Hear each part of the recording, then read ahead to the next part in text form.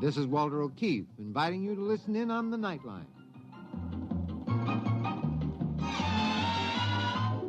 Tonight, live the incredible life of ages yet to come, in a time that might be 1,000,000 years from now, on X-1.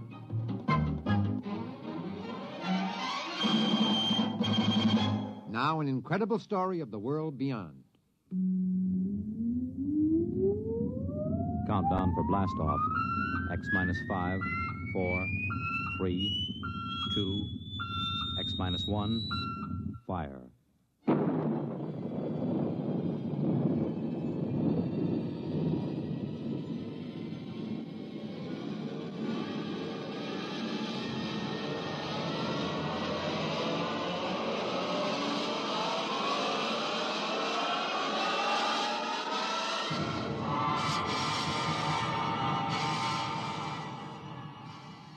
From the far horizons of the unknown come tales of new dimensions in time and space. These are stories of the future, adventures in which you'll live in 1,000,000, could be years, on 1,000 maybe worlds. The National Broadcasting Company, in cooperation with Galaxy Science Fiction Magazine, presents X-1.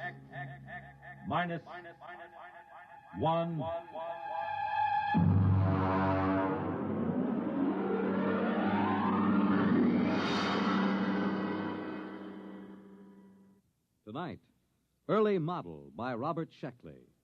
But first, hear this.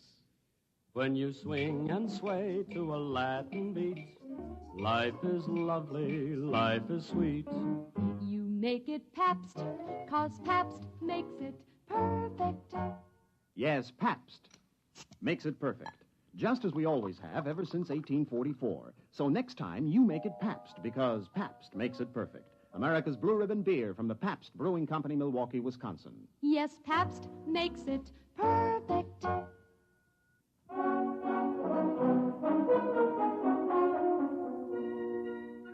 Now, X-1 and the Robert Sheckley story, Early Model.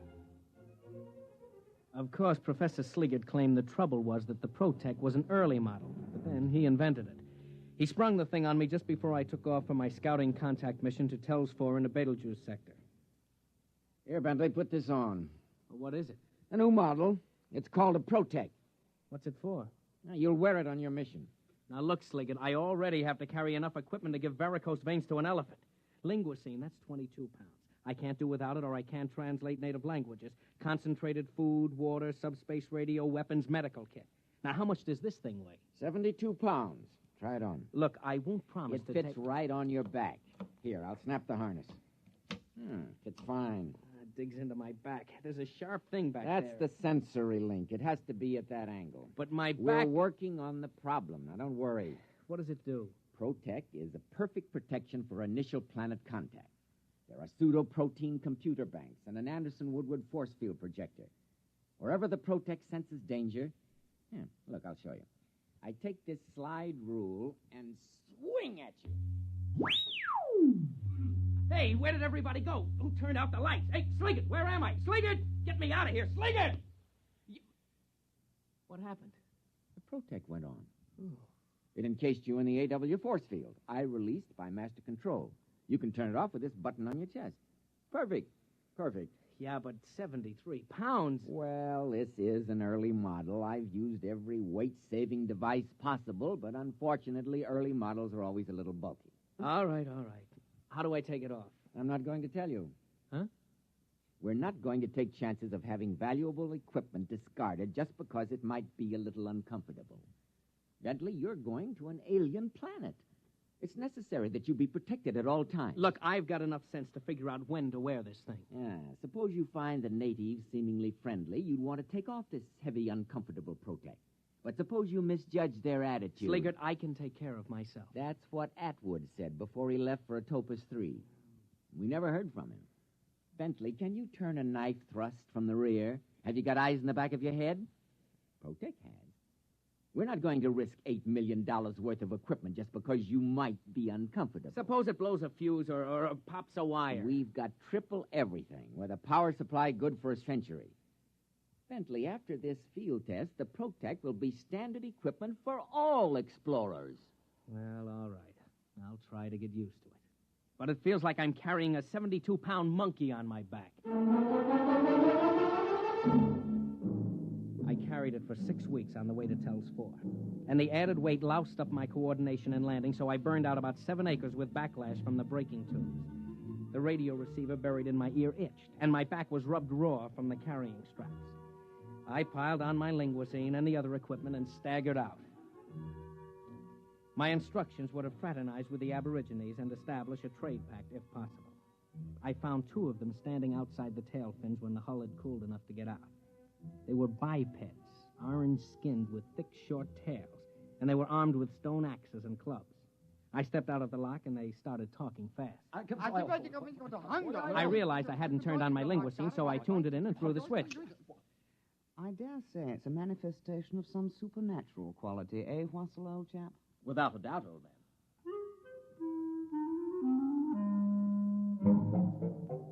You know how the linguisine works, instantaneous semantic translation.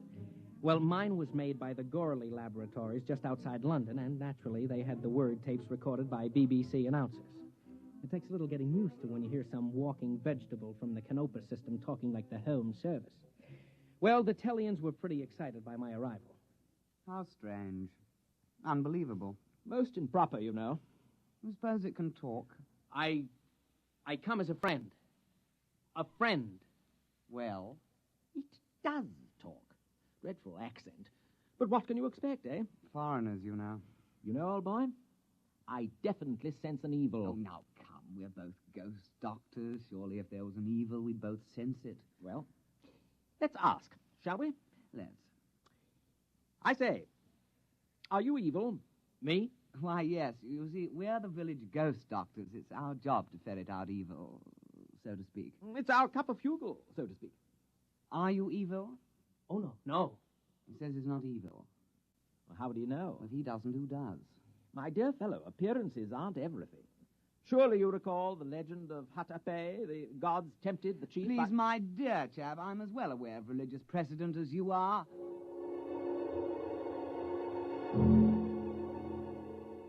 The 2 of them stood there, lashing their orange tails, accusing each other of heresy.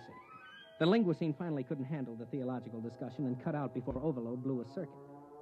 Eventually, they must have decided something because the short one carrying the stone axe turned to me. Stranger, we've decided not to kill you. Not yet, anyway. We'll go to the village and purify ourselves, then we'll initiate you into the club. The club? The Society of Ghost Doctors. You see, no evil thing can become a ghost doctor. It just isn't done, you know. Oh, we'll find out the truth that way. Clever, eh? I'm deeply grateful. But if you're evil, we'll destroy you. Have to. Our job, you know.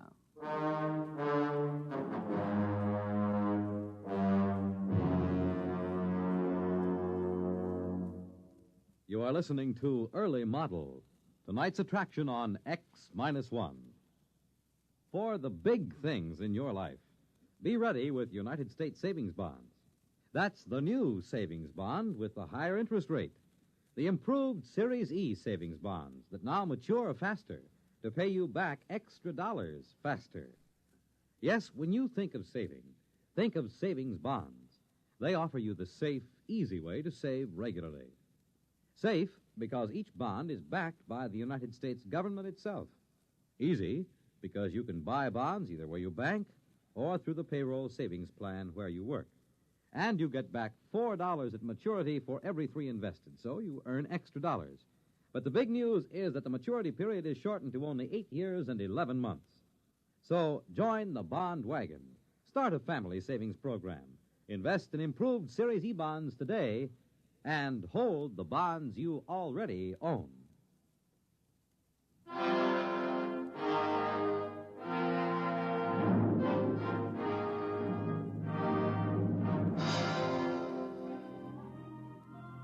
Now, back to X-1 and tonight's story, Early Model. Sliggert. Calling Professor Sliggert at home base. Come in. Go ahead, Bentley. Report. I'm in the village now. They're about to initiate me as some kind of priest. All I have to do is pass some kind of test. And, by the way, if I don't pass, they're going to kill me. That's good. What's funny? They can't hurt a hair on your head, not with Protec on the job. They seem awfully confident that they can. Primitive cultures always overestimate the power of their weapons. Don't worry. Just let Protec take care of you.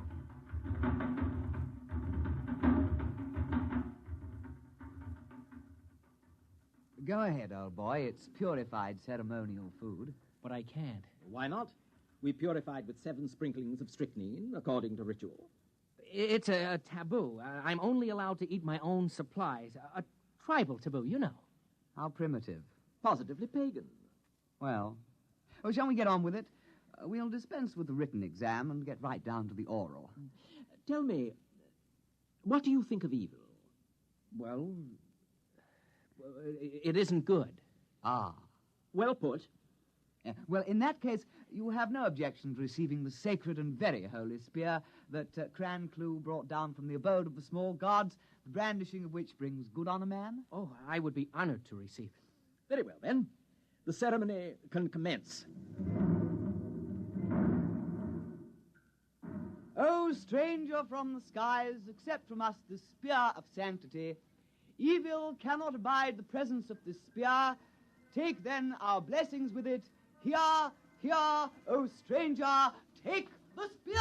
What? Confounded Protec. Where's that release button? Sliggert, come in. Oh, he's probably out to lunch. Gotta get that force field off. There.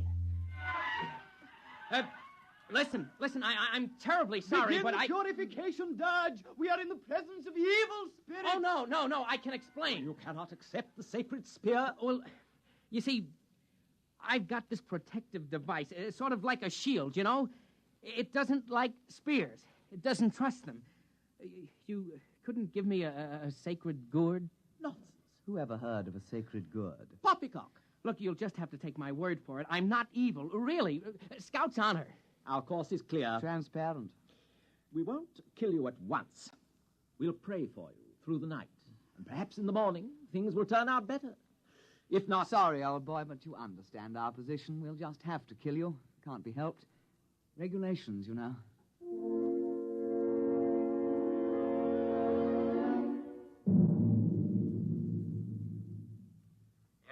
Yes, Bentley, I understand. Well, primitive people are notoriously treacherous. They might have stabbed you with the spear. Look, Sliggett, I'm positive there was no such intent. After all, you have to start trusting people sometime. Not with $1 billion worth of equipment in your charge. Don't you understand? The Protec wouldn't let me accept their sacred spear. That means I might be evil. Now, what if I can't pass the initiation test tomorrow? Look, tell me how to take it off. Oh, no. We want you back alive. There's no way they can hurt you through the Protec field. Now, try to have a little faith.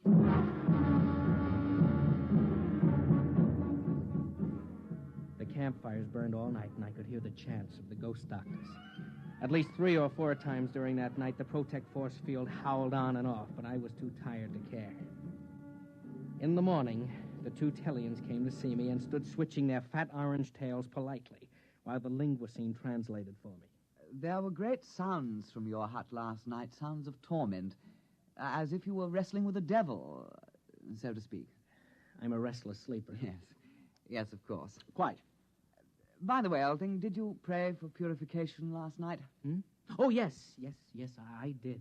And was your prayer granted? Yes, oh, yes, sure, certainly. Not a bit of evil around me. Well, if you can't be initiated, we'll have to destroy you. We made that clear, didn't we? Oh, yes, quite clear.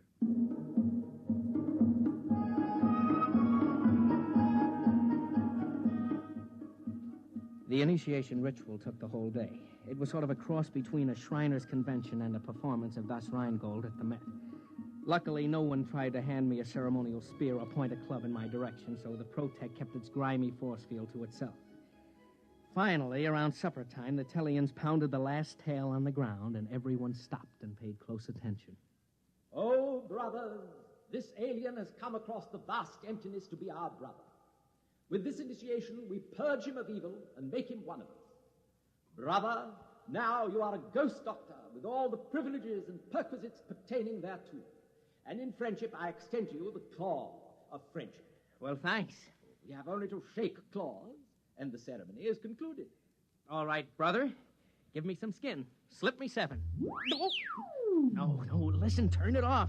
He just wants to shake hands. You're spoiling everything. Off. Now, where's that button? Off!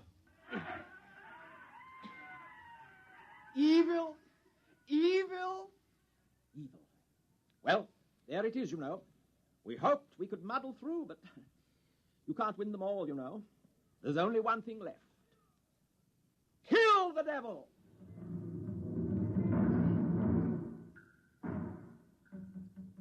About 30 of the Tellians heaved stone spears at me, and naturally I disappeared inside the Anderson-Woodward force field, and the spears rattled off the whining, coruscating power sphere. I tried to walk back to the ship, but the Protect went on about every half step, and at that rate it would take me about a month to cover the ground. I figured I'd wait him out. And then I noticed that the air inside the field began to go stale. I came out of the field. The Tellians were sitting around. Rennick picked up a spear. Evil. Wait. Hold off. Fins. Fair play. Fair play? I say, Rennick, he's due a 3-minute sanctuary under the sacred law of his hipple. You really think so? We invoked fair play. True. All right, monster. You have 3 minutes. Thanks. Hello, Sliggert. Come in, Sliggert. Ah, there you are, Bentley. Listen, you've got to get me out of this. They're trapping me in the Protect. You mean the Protect is saving you from harm? No, they keep activating it. They'll starve me out. Now, don't get panicky. Just sit tight in the Protect field till they see they can't harm you. You confounded idiot. There's no air in there. The force field cuts it off. I'll choke. Oh dear, that's true, isn't it? Don't worry. We'll correct that in future models. Oh, thanks a lot. But what am I going to do right now? How do I get this thing off? Well, now I am sorry. To tell the truth, I designed the harness so that you couldn't get out under any circumstances. Oh, you lousy... Please, let's keep our heads. If you can hold out for a couple of months, we might be able I can't. The air, the water... And I hate to mention it, but they seem to be building fires around me. I'm sorry, your 3 minutes are up. We are going to destroy you with fire. Yeah, it's traditional that way. My dear chap, would you like to kindle the first blaze? Oh, after you, old fellow. Remember, I burned the last evil monster. True. Oh, monster. Yes? Do you have a light?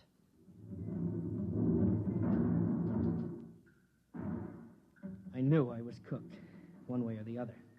They started to light fires around me in a circle, and the Protect snapped on. I had to get out. Of course, when I did, the Tellians would cheerfully spear me to death. But at least I had a chance of running. The field snapped on again. I grabbed my knife from the tool chest and hacked at the thick duroplastic webbing of the harness. I came out of the field long enough to hear Sliggert shouting in my ear. What are you doing? Cutting my way out of this fire trap. You don't dare destroy government equipment. This will go down on your 201 file. Look, I'm trapped inside the field as long as they feed the fire. And considering how they feel about devils, they'll probably keep it up a couple of 100 years. Uh-oh. They're pushing the fire closer. Goodbye.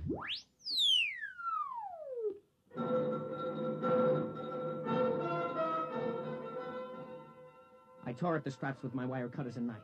I could only work when the field was off. The Protect protected itself. Finally, I ripped the harness off just as the field went on, and I was thrown 20 feet into the fire. But I landed on my feet and was off and running.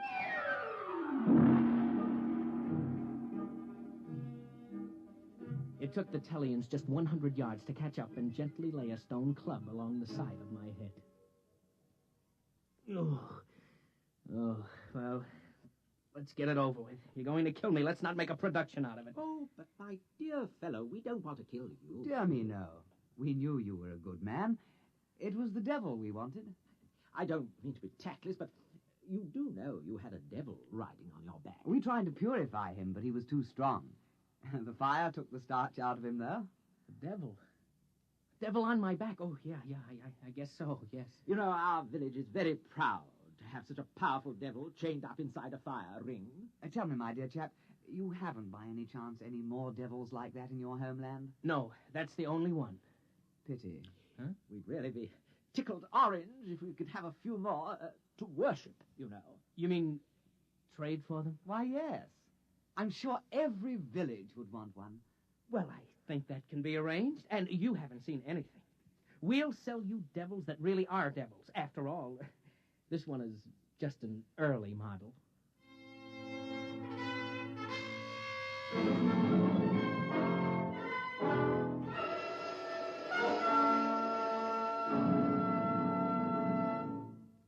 Fred Collins again, and I'll be back to tell you a word about tonight's X-1 in a moment.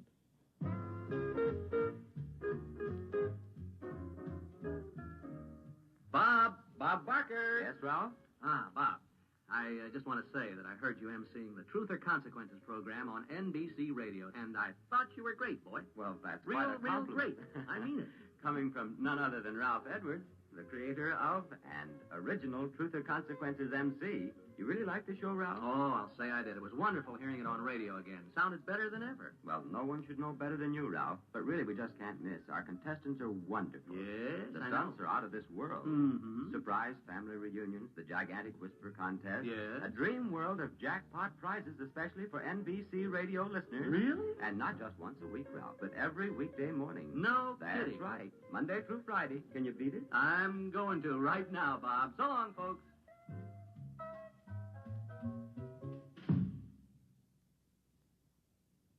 You have just heard X-1, presented by the National Broadcasting Company in cooperation with Galaxy Science Fiction Magazine, which this month features Make Me an Offer by Con Blomberg. Galaxy Magazine on your newsstand today. Tonight, X-1 has brought you Early Model, a story from the pages of Galaxy written by Robert Sheckley and adapted for radio by Ernest Kenoy. Featured in our cast were Bob Hastings, Joseph Bell, Anthony Kemble Cooper, and Alastair Duncan. This is Fred Collins speaking. X-1 was directed by Daniel Sutter and is an NBC Radio Network production.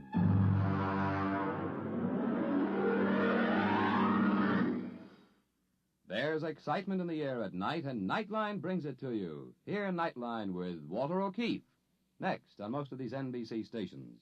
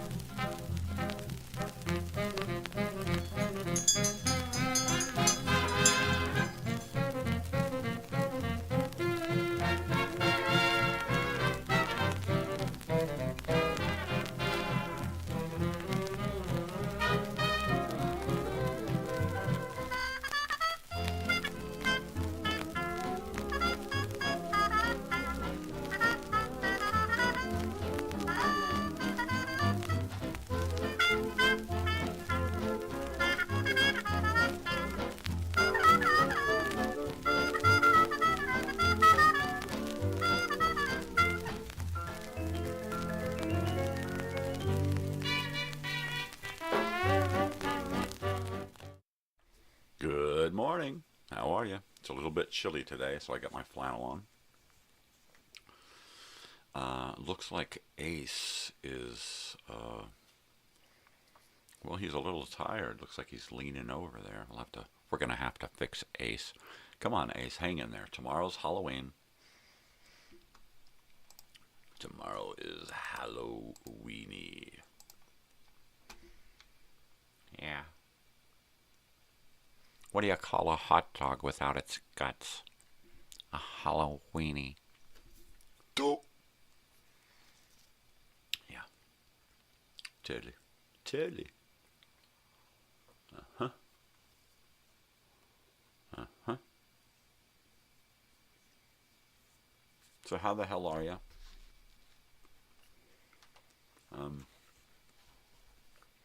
I guess things are getting better. Well, I'm becoming more motivated now that summer is gone. Picked up a battery charger so I could get my van working.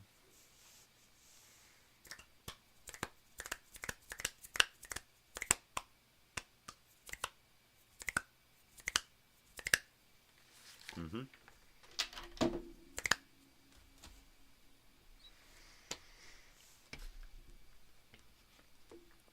Let's see, we're taking the gate over today to install it. I picked up my external hard drive here.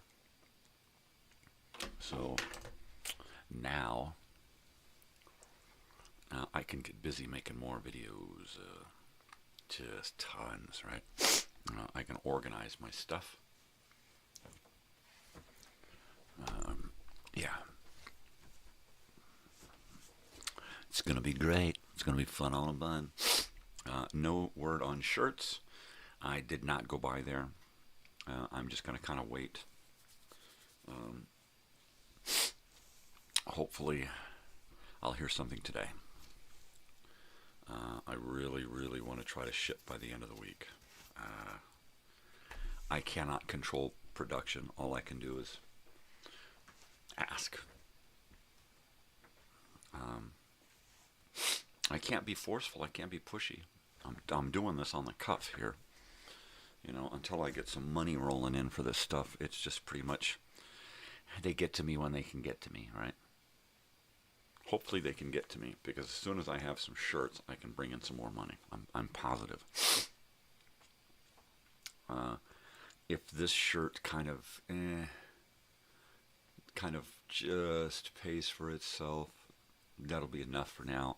I'll introduce another shirt and see how that one works. If by the third or fourth shirt it's just not working, I don't know what to do. I don't know. I'm going to need people out there moving shirts, getting donations. That's it.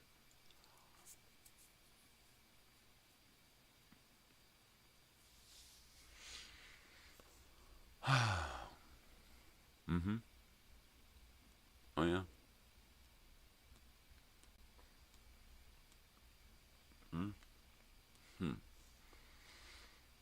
I've got Snoopy on. Mainly because of, it's a great pumpkin, Charlie Brown, right?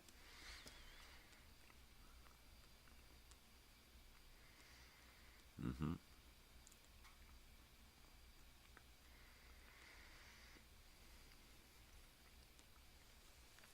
Let's see, I'm doing pretty good on my list. I did a video time machine last night.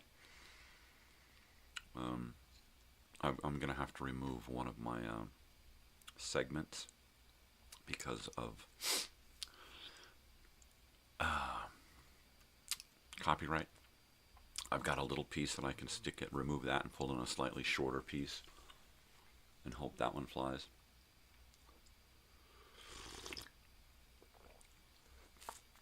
That's all I can do. It's about a 3-minute piece. I could just remove it. I'm over a half an hour, so I could just remove it. But I like to start off with a song, and this one, yeah, I pretty much end with a song. Start off with a song. I'm going to have to come up with another song. Actually, I've got one. It's some girls, an all-girls orchestra. I've got one more song I can use there.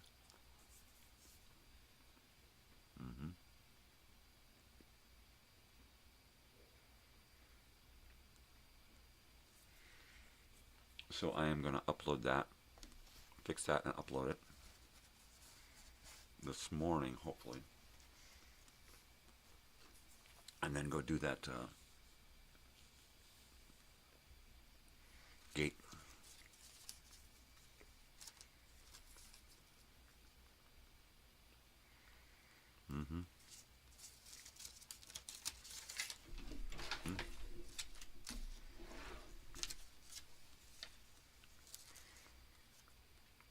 My list from the store yesterday. I did put together stuff for Halloween.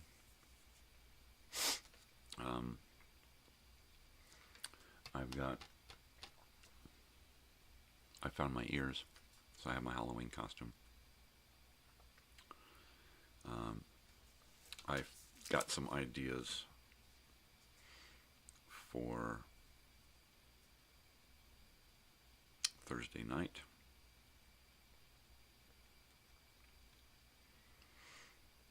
I am going to do some reading. I am going to read. My daughter agrees that Hansel and Gretel, even though it's twice as long as Red Riding Hood, it's going to be the better choice. With the kids and the candy and the witch and all that, it's like perfect. Also, I'm going to read from the Encyclopedia, the Encyclopedia Americana, and we're going to read about Halloween. We may have a trick-or-treater at the door, so we're ready for that. I picked up some candy. War of the Worlds. I think we're going to listen to War of the Worlds. So mainly it'll be Hansel and Gretel, War of the Worlds,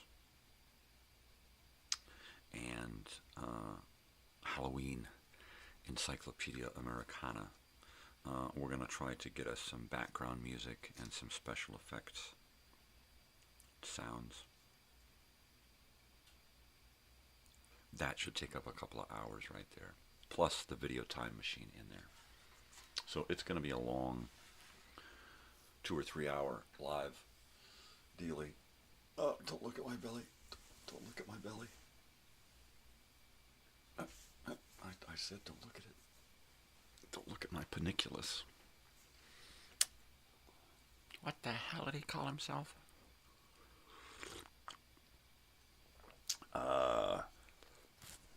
Yeah.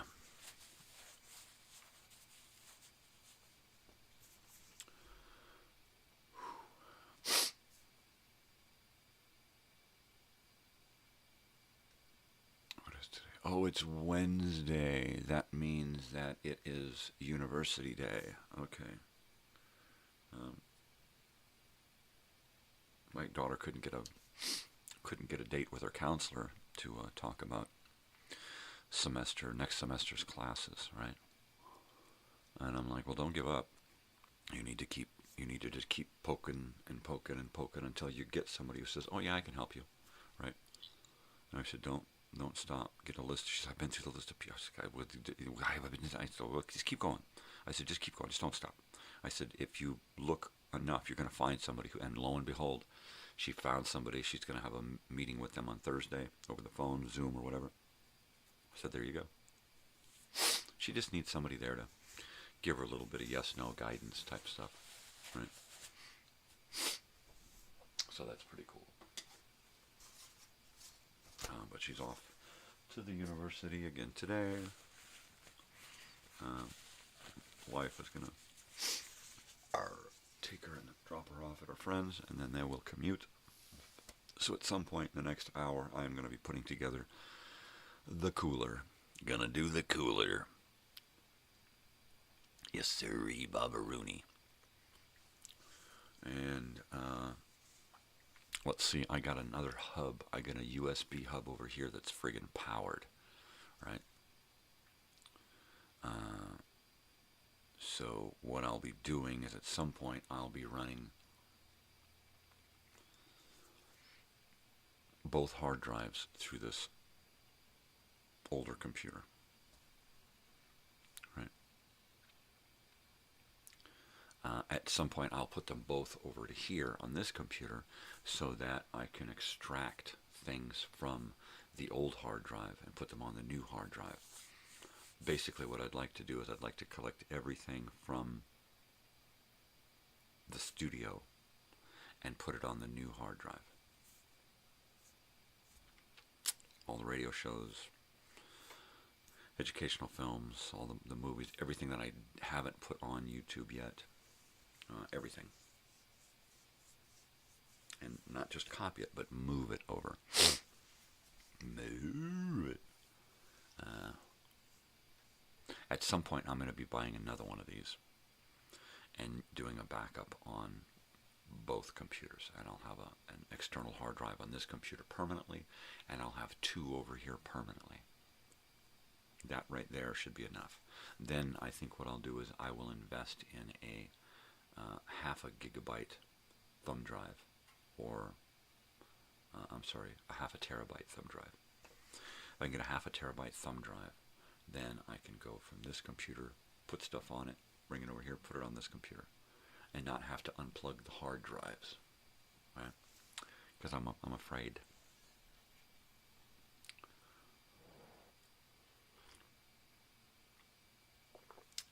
Yeah.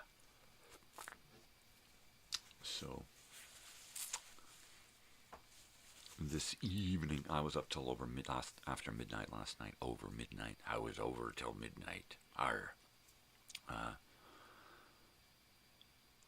Finishing the video time machine and then uploading it to YouTube. And of course, this morning I get up and my computer has crashed. So I boot up and I go to YouTube, and there's my video, and it's got some checks on it. So it's like, all right. So I looked at it to see where it was, and it's like a minute to 4. It's like, that's the first music video. Damn it. And I love Helen Kane, and it's a funny one. It's a good one. So I missed it. So I'm going to yank that and put something in its place, which means back to the editing board and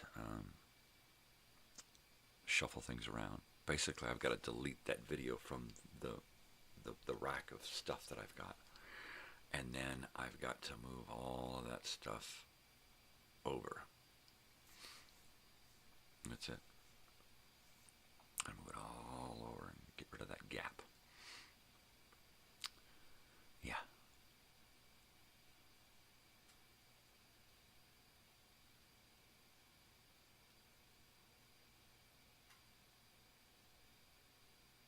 Wow. So, there's that. This is my first holiday show. Well, I did a Christmas and a New Year's, but it wasn't really themed. Well, I did have a Christmas tree in here for those two shows. It wasn't really themed.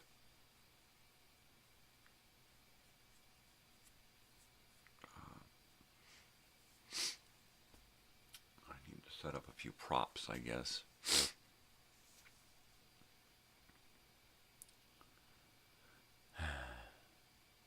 Yeah. What do you think, Ace? You're still hiding? Don't worry, nobody's going to laugh at your costume. Sheesh. It's Halloween.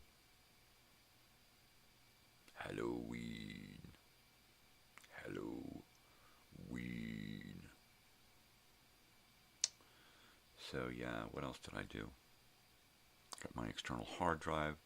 I got my USB port, multi-port. That's pretty cool.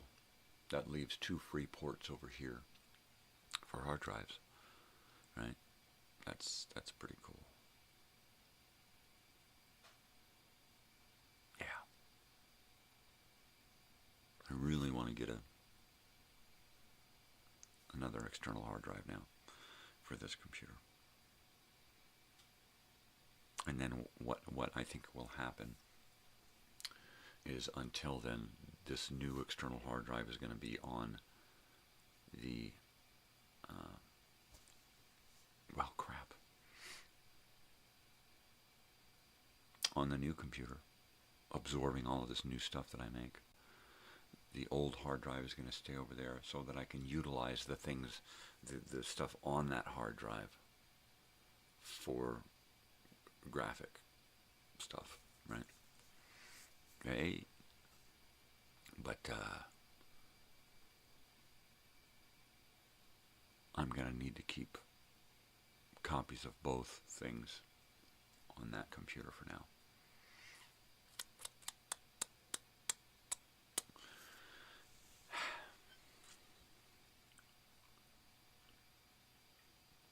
Time for a warm-up. And some Bong Hits. I done cleaned the bong. Give it some fresh water. Give it a rinse. I'll give it a rinse.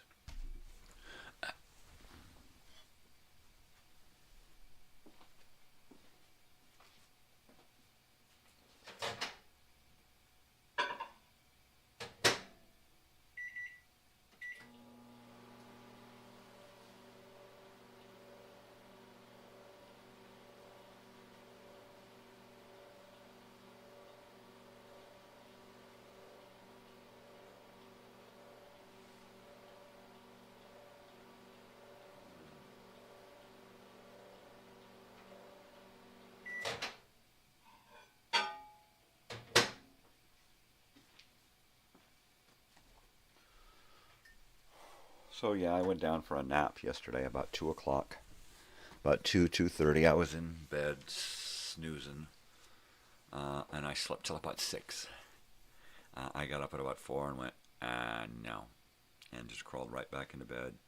Floundered for another couple hours. Got up at 6. And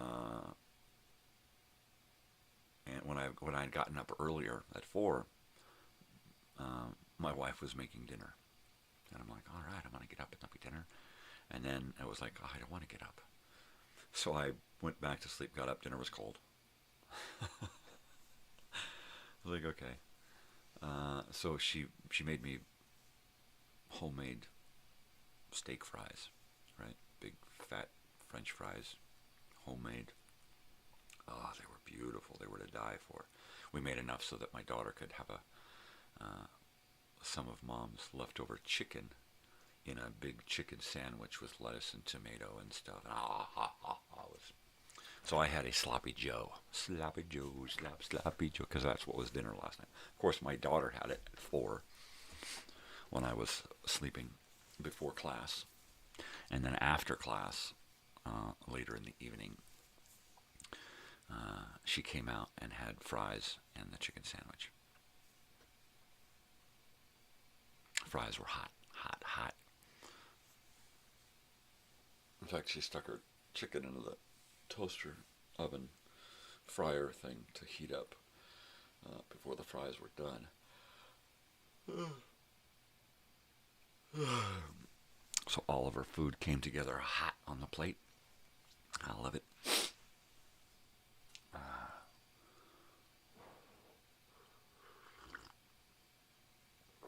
Oh, yeah. So this is Wednesday. Old Time Radio Wednesday. This morning I listened to Early Model, an episode of X-1. It's a weird one. Evil, one of my favorite episodes. Evil. Fun stuff. You get a chance, listen to it. This morning at 8 o'clock, airs the last episode from 1958, right? Tomorrow, on Halloween, airs the very last episode of X-1 ever produced. This one being in 1973, a one-off, them trying to resurrect the show. Didn't work. And then Friday, X-1 becomes Dimension X, and the 8 a.m. slot will be filled by Dimension X for a few months. It looks like we've got enough to run it for a few months, what was it? No, I'm sorry, it was like 45 episodes. 45 episodes, so that's about 2 months. 2 months worth of viewing. Figure we get about 20 episodes per month. 5 a week. So 20 to 25 episodes per month, depending on the length of the month. So we have about 2 months left of Dimension X. I'm not sure where I'm going to go after that. I've been considering a British anthology science fiction series. There's a few of those. Beyond 2000 or something. There's a few really, really good sci-fi series. I'm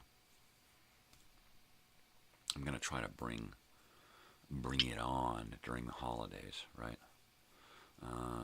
This channel may burn itself out in the next year.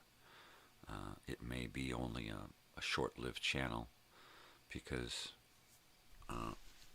life is short, and this channel is only going to last as long as I do. Of course, my family will have instructions to keep this channel alive as long as possible.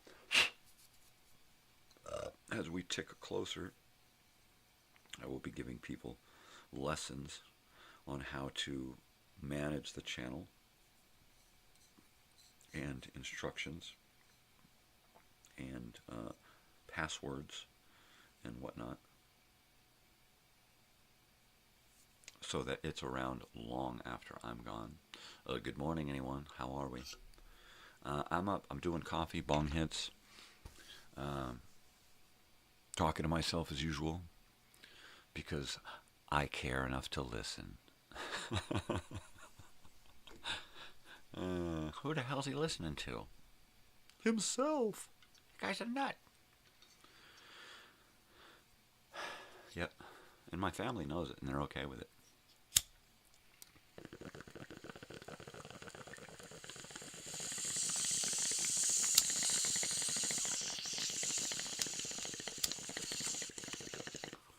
Like I told my wife the other day, being crazy is the only thing that keeps me sane. It's the truth. True that. True that. And my brother told me last night, was it last night that I talked to him? He told me that our cousins are going to be coming to the reunion. Cool. Right? If I can get a couple of handfuls of people to come to this thing, it's worth all the year-long shit that's gone into it so far, right? If I sell 1,000 shirts and plan this huge party, and it's only for a dozen or two people, I'm okay with that, right? I mean, if I can find out that shirts are the answer to funding an event, that's all that we need, right? It's like, okay, I'll create shirts for the next event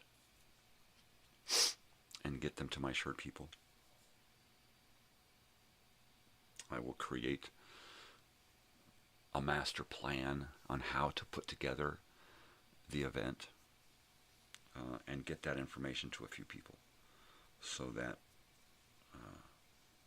if I'm not around for the next one still happens, right? Because it needs to. Just like this one needs to happen, the next one's going to need to happen, and so on. And we'll get different people to throw them, which means there'll be different crowds of people getting together, right? Different incarnations of the event, right? Totally.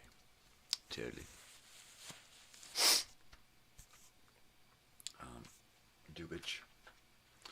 That's the thing there. I I have done nothing at all to plan for next month's programming, which is kind of flaky on my part. I do have radio shows and stuff piled up that'll get me through the first week, probably. I don't have any Dimension X's.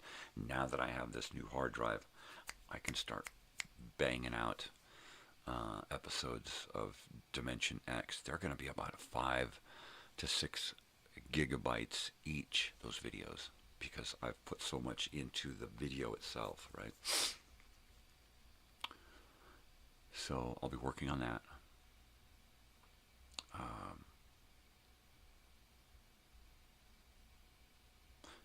Over the break, over my hiatus, I am going to try to come up with a cockpit so that when you come on to a live, I'm going to do a live time travel thing. And the screen itself will look like the cockpit of a time travel vehicle. All right? And the thing is that my room here, this room is my time travel vehicle. So if I do any time traveling, it's from within this cockpit. It's within this vehicle, right? So I want my time travel vehicle to have the same feel. I want it to feel like a lived-in motorhome, right? Something that somebody has taken from place to place to place, from time to time to time, world to world, that kind of a thing, right? So the screen will be kind of a synthetic living room, right? It'll be kind of a hodgepodge of things from the past that have been collected through the journey through time, right? Which is kind of what this room is. This room is a hodgepodge collection of my 56-year journey through time and space here on planet Earth. So, I mean, I can literally reach around and pick up artifacts and items from not just the present, but from the past, going back to my childhood and beyond, back to my father's childhood and his father's childhood, and on and on and on into the past. So I want to try to create some kind of time machine using YouTube, using my channel, using the screen as kind of a, well, I mean, if you watch the video Time Machine, if you watch the new Dimension X airing Friday at 8 a.m., then you'll understand what I'm talking about. To create a machine for time travel. From just this console here, right? What's that going to look like? What's that time machine going to look like? Of course, there has to be a window. So if you look at the Dimension X video that's coming up, there's a window there. In fact, let me see if I can bring up the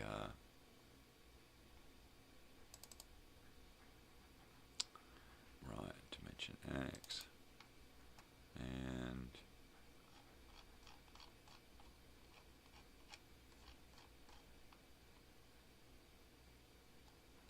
all right, and I'm not seeing it here. Where's my Dimension X graphic?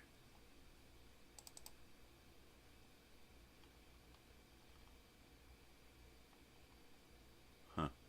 Ha. Ha. Well, I'm not seeing it there.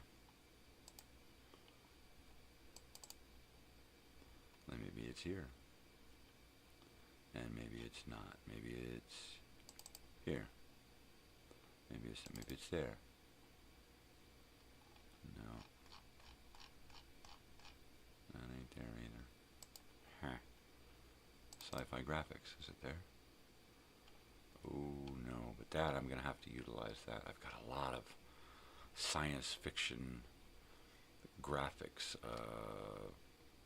covers, magazine covers, science fiction magazine covers. So I'm going to have to start factoring that in, right? That'll be cool. All right. I'm not, How come I'm not seeing it? New downloads? No. New folder? Let's try that one. No. Did I create a new folder? Halloween night. Downloads.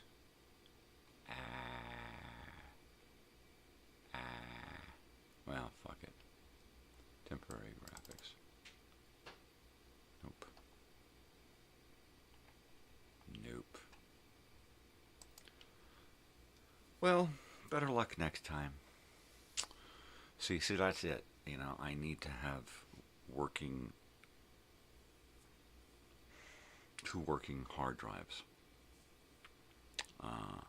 What I should probably do is put two giant external hard drives on each computer and have the smaller hard drive be a floating hard drive. It's over here when I'm working, move stuff onto it, bring it over to here, share it onto that one, empty it, bring it back over to here, move stuff from here to there, to back and forth.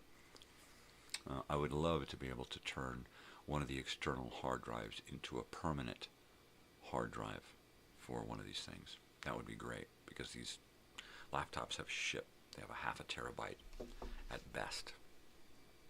And I need like megabits, like mega gigabits, like mega gigaterabits. I need like all of the power of Grayskull, right? I need it all, baby. Give me more power. Give me more power. I need the power of Grayskull. I am here. Call me He-Man. But that ain't you. Who am I? You're Conan, not He-Man.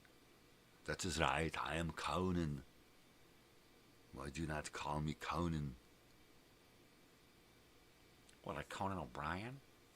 No, I hate that fucking giant freaking string bean with the red hair. He's making me crazy. Oy. I'm just going nuts here. You chime in at any time. Oh, jeez. What the hell?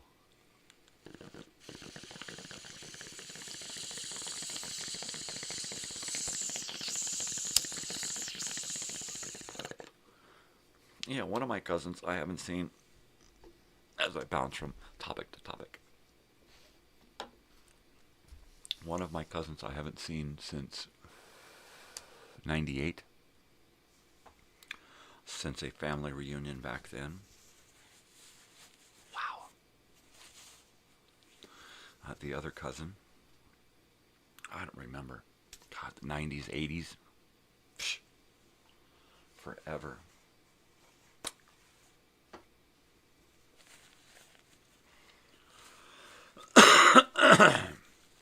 Yeah. But I am just the black sheep of the black sheep. So I don't really get much back and forth with people. I've always wanted to be that special guy in the family, that right in the middle of everything guy. Right? I've always wanted to be that. I could never pull that off. First of all, people have to like you. That's not going to happen. Second of all, you got to have something they want. I got nothing nobody wants, right? I got no personality. So, what do? Spend a lot of time alone and depressed. That's what you do.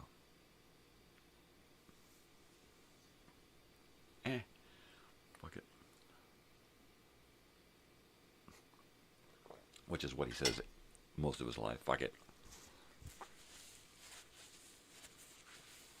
I don't know. I'm the kind of guy that gets excited about hard drives and videos.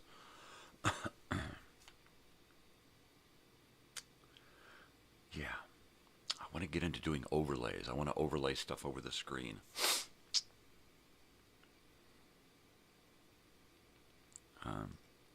I want to create a screen so that when I do this and this, let's say this is the screen here.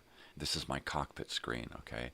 I want to create a spot in the corner where this pops up and it looks like I'm just on a console, right? So what I might do is create a console with monitors at either end, a monitor at this end and a monitor at this end the same size, but have me on one and then something on the other. Yeah.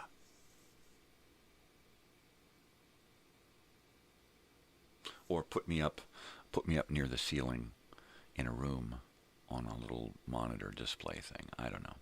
I'm just spitballing here. But I feel like I want to go out with a bang, all right? I want to have something going on like all the time.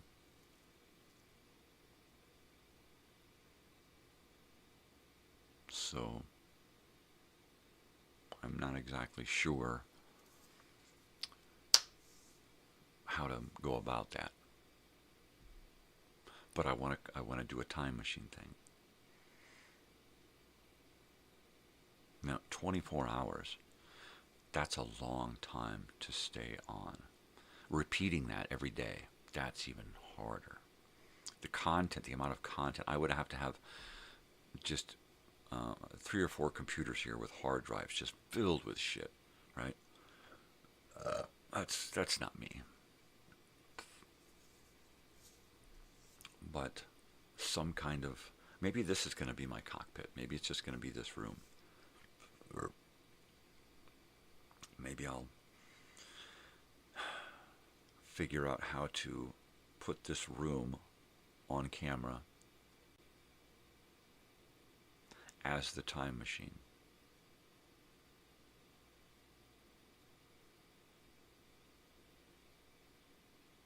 And then make a way to have a portal in the room somewhere so you can see time and space flying by. I don't know. I need these times here during the morning to sit and figure out what the fuck am I doing, right? I know what's going on with the reunion. I'm waiting on shirts so that I can get donations, so that I can get more shirts, so that I can get more donations, so that I can get more shirts. That's pretty much it. The shirts and the donations are going to kind of go around and around and around for a while until it builds up momentum and I start to bring in more donations than shirt money, right? Basically, I need to come up with somebody's going to donate a bunch of shirts, and then like me, and then cut down on the cost of the production, right? Have them do the printing. I'll come up with as many shirts as I can, and then whatever I don't come up with, we'll have them cover. We'll come up with a lower cost shirt situation so that we're bringing in more donation money. This first run of shirts was kind of like a let's figure it out kind of a thing. So it's a little, this first run is a little pricey. It's a learning curve. I'm learning here. And that's okay, you know. Everybody's got to get their business rolling, you know. And I'm hoping that at some point I'm a help to their business and not a hindrance. Because at this point I'm just, you know, help me. So I'm just looking for shirts. If I can get that second batch of this first run, I'm feeling pretty good. I can get some hardcore donations in, you know.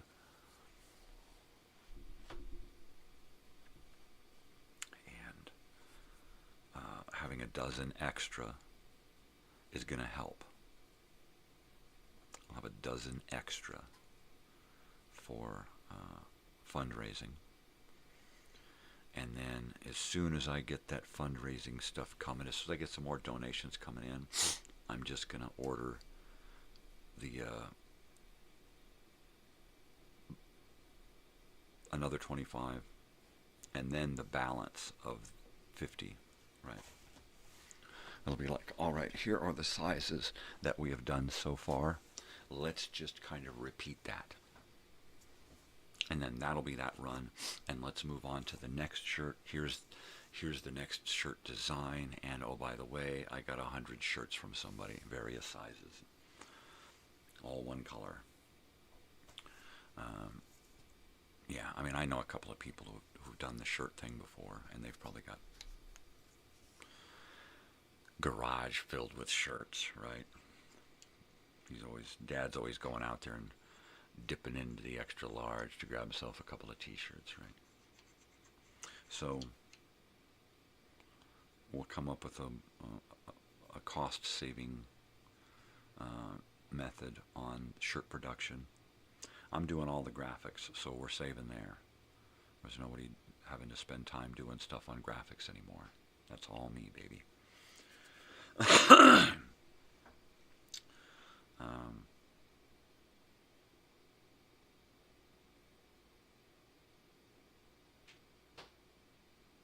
Yeah, and I'm, seriously thinking about doing a loan from my wife to get the next shirt or the shirt after the next shirt produced. Just print them all at once, and then I can get them out there. Boom, boom, boom, boom, boom. Get them out to people. Now hopefully I'll have repeat customers. People who want to donate and donate and donate and donate. That's what I'm looking for. Repeat customers. Oh, gotta have that shirt. Oh, gotta have that shirt. Oh, gotta have that shirt. Right? With my daughter and I, we would be repeat customers. We'd have to have every shirt and every color that's offered. Right? So, yeah.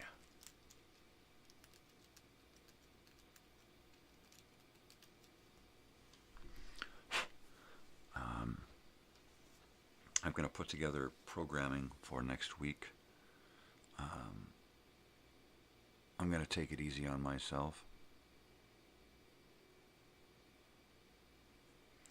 Basically because I want to invest time into original content, but most importantly, t-shirts. I want to get the t-shirts rolling along, right? If I can get, what I might do is take all the money from these first two shirts, pay off the first two shirts production, get shirts for the next design, create graphics for the next 6 designs, get sample shirts for the next 6 designs, create the next 6 screens and get those samples done, right? And by samples I mean a run of like 25, right?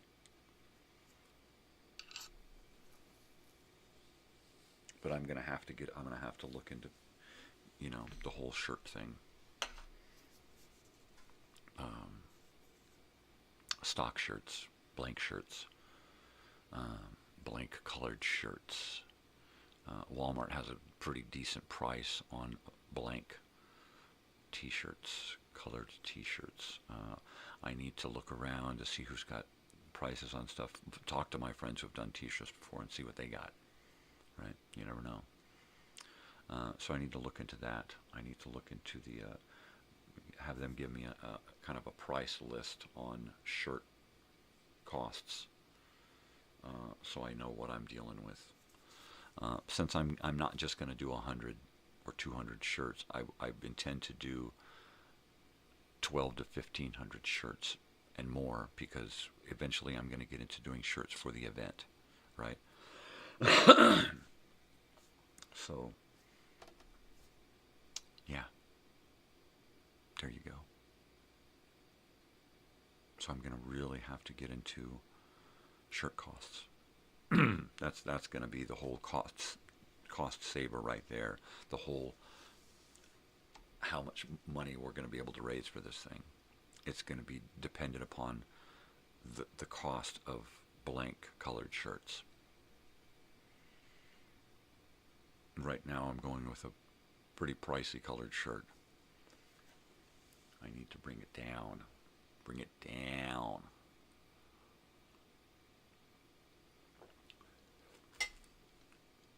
I need to find out what kind of shirt we're printing on now, what kind of shirts I have in my, 90 shirts, what kind of shirts my daughter has, figure out the best feel that we like in a shirt, and look for that particular shirt combination, cotton plus whatever,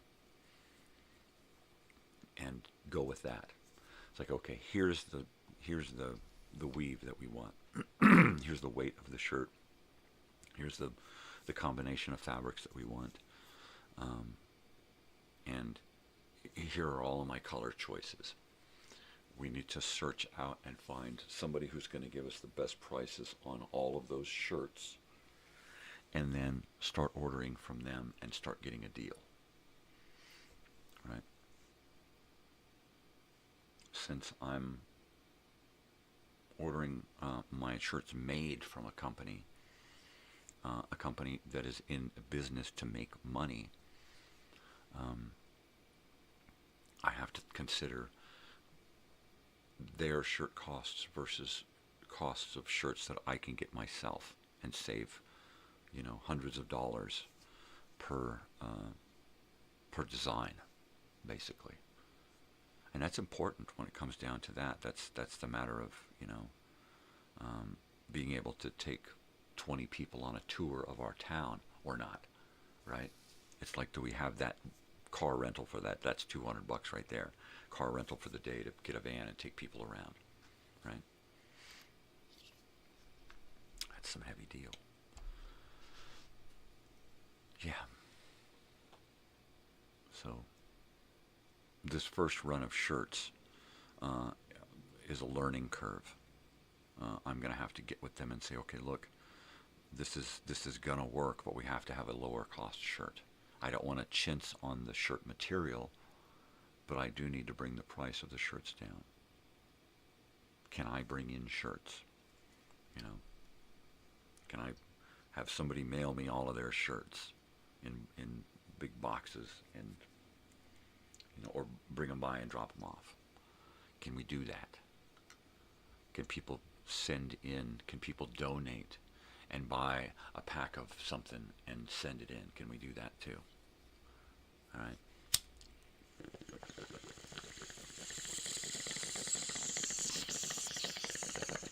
And in return, they get their donation shirts.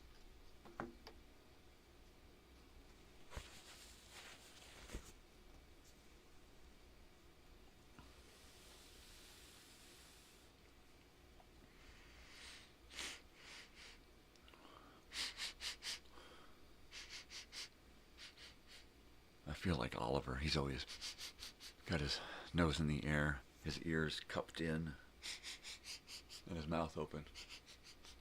He's such a funny sniffer. Yeah. So yeah, there's that. Just about 6 a.m. here.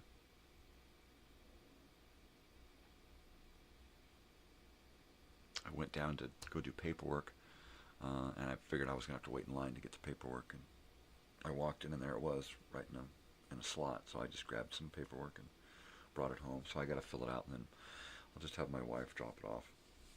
But I totally expected to sit there and read for an hour while waiting to talk to somebody. So I brought my book, and I didn't get to read. I was kind of bummed out about that. So I'm going to have to try to squeeze in some reading time. And it's hard to do with so much going on right now. The weather's changing, which means I've got to get out.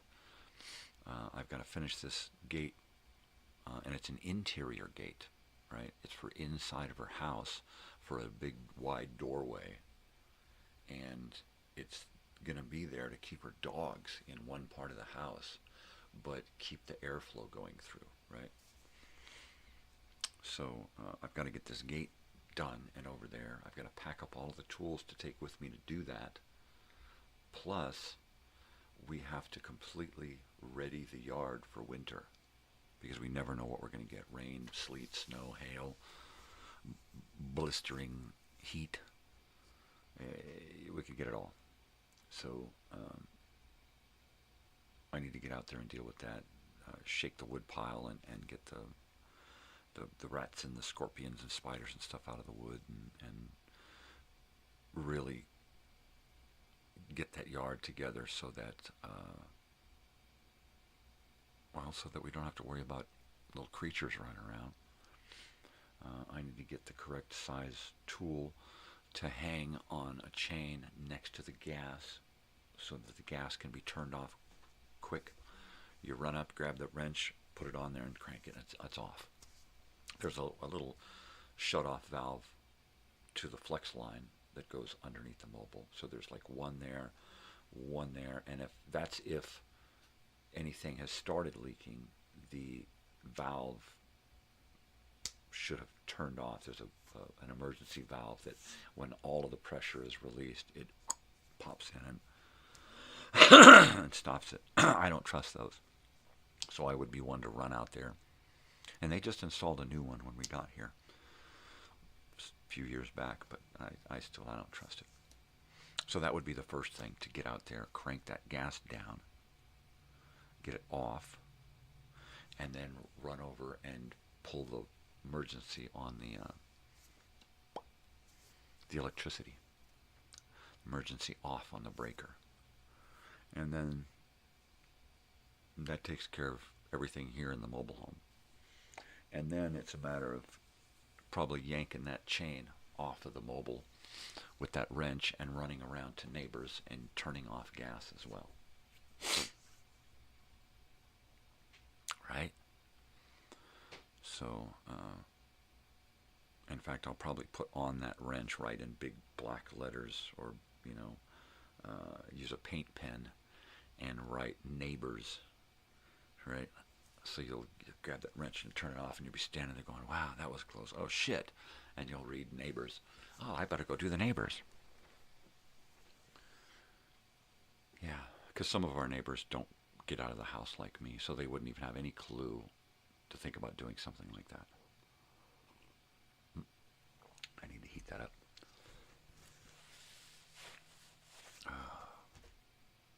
All right, don't nobody go nowhere, because if you do, I'll come looking for you. I haven't had any dogs yet. I bet I'm going to hear a dog when I get up. I bet.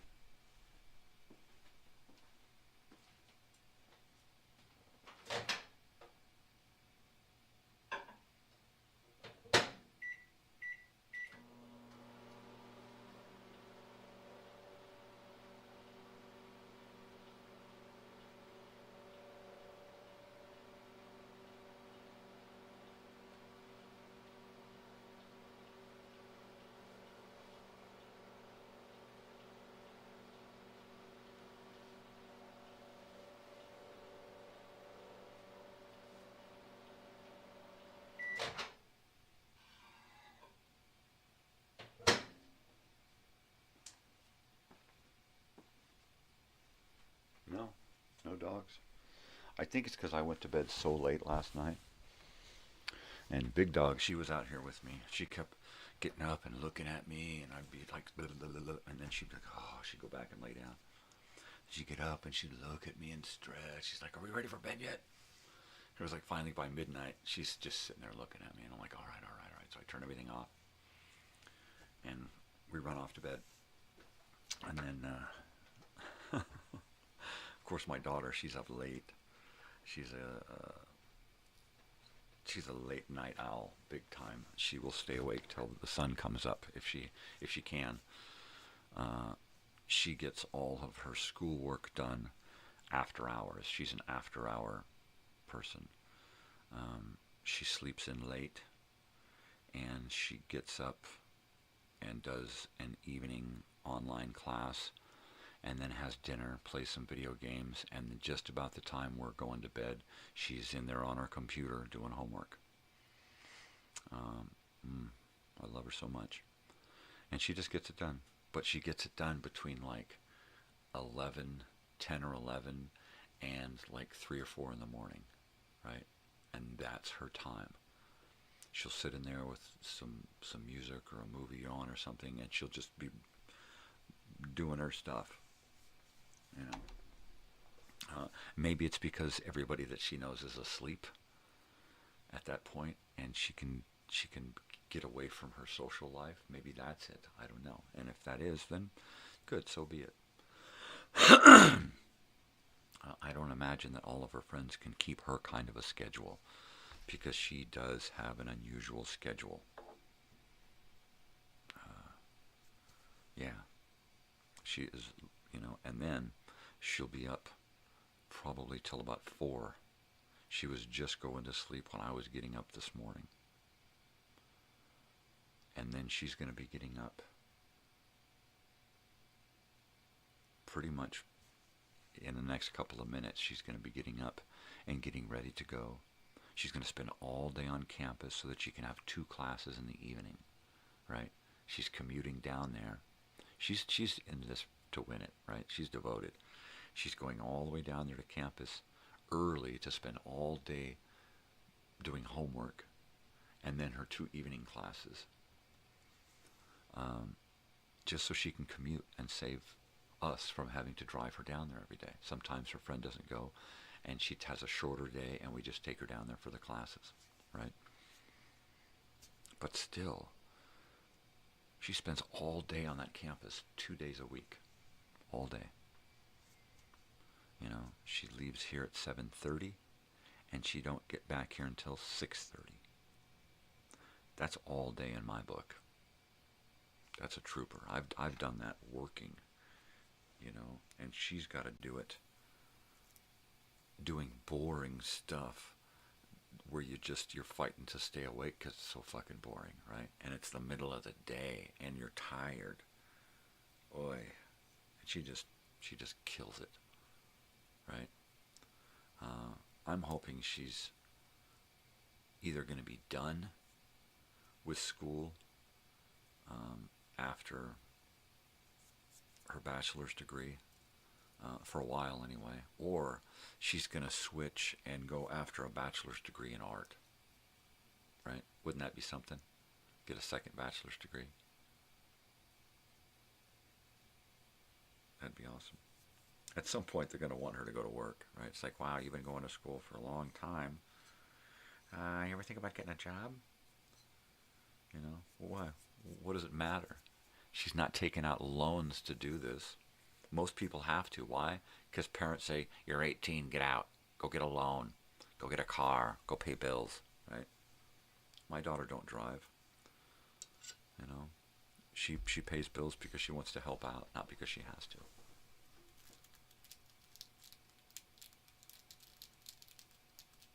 And she goes to school because she doesn't have all this worry that makes it impossible for some people to go to school. And because of her grades and her past accomplishments and her age, she's still getting financial aid for all of this. And if she keeps it up, she can do it, just keep going and keep getting financial aid and keep going and keep going and keep going and keep going, and then get to the point to where she can work and then have a good enough job that pays her so well, and she only has to work a small amount of time that she can go to school and continue her education and pay for it herself. She's the other day I told her, what did I say to her?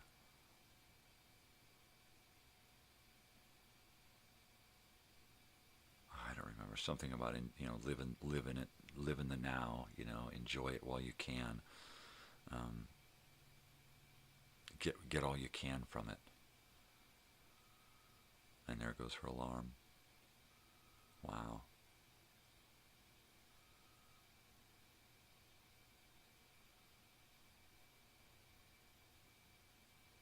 That's my girl. She got a few hours sleep and she's already up. She will usually lay in bed with the dogs for about a half an hour and check her phone.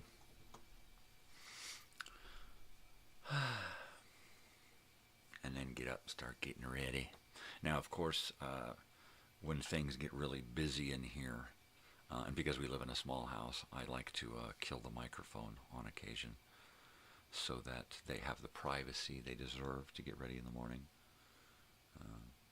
People make noises in the morning. People like to talk in the morning and not like to be on Dad's stupid show.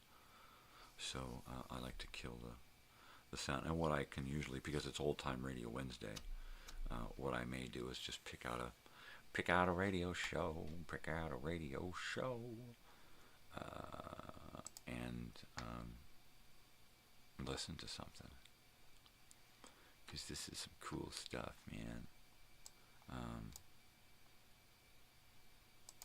Yeah, I'll probably just put on an X-1 here. Because I've got, 120 episodes of X-1. That's so awesome. Let me just grab them all real quick and see how many episodes I got. Minus an extra one there. 114 minus 1, so 113 episodes. It says 127 episodes. That's because there are a few that are repeated, rebroadcast, as it were. Rebroadcast, as it. Why does he talk like that? What a kook. I don't know. Because it don't matter. I'm the only one that listens to me, that cares, so I talk however I want. Of course, I get the screw eye from my wife and daughter sometimes. What did you say? Did you really say that? Yeah, I did. They never judge me because they know I'm just blah, blah, blah. I rarely say anything out of hatred or to hurt someone. Usually if I'm screaming hurtful things at somebody, it's the TV. You stupid fucking bastard.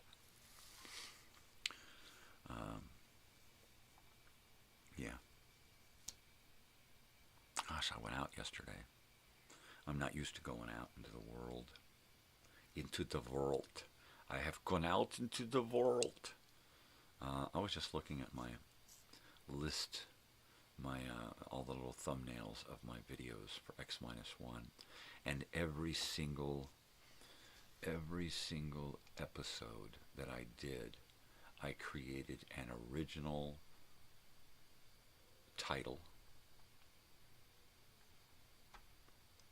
with its own color and its own font, and it's pretty dang cool to look at them all the different colors and different squiggles and stuff all here lined up.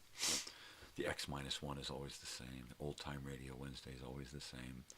But the title, the episode title, and they're all so colorful. It's like a little garden of pretty flowers. My little X-1 flowers. That is so bitchin'. And 120 items. Yeah.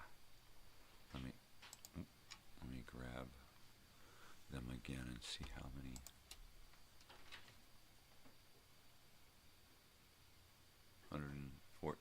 Items selected, and it won't tell me how many gigabytes it all is.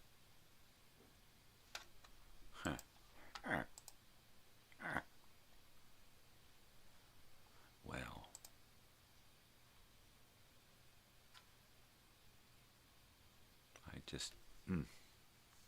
I just can't wait. I just can't wait. I just can't wait. Just can't wait. I just can't wait. Anyway, so I will be killing the microphone at some point, so that I can share in the morning with the family.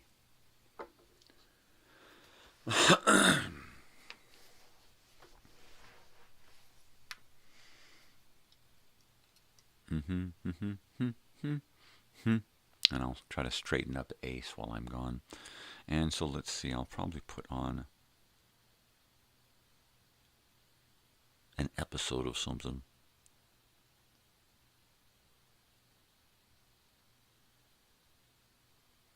I don't know what. There's so many episodes. episodes to choose from. Real Gone. That might be it. Let's do this.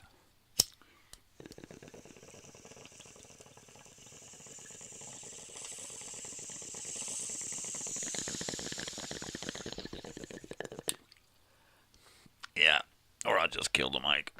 Whatever.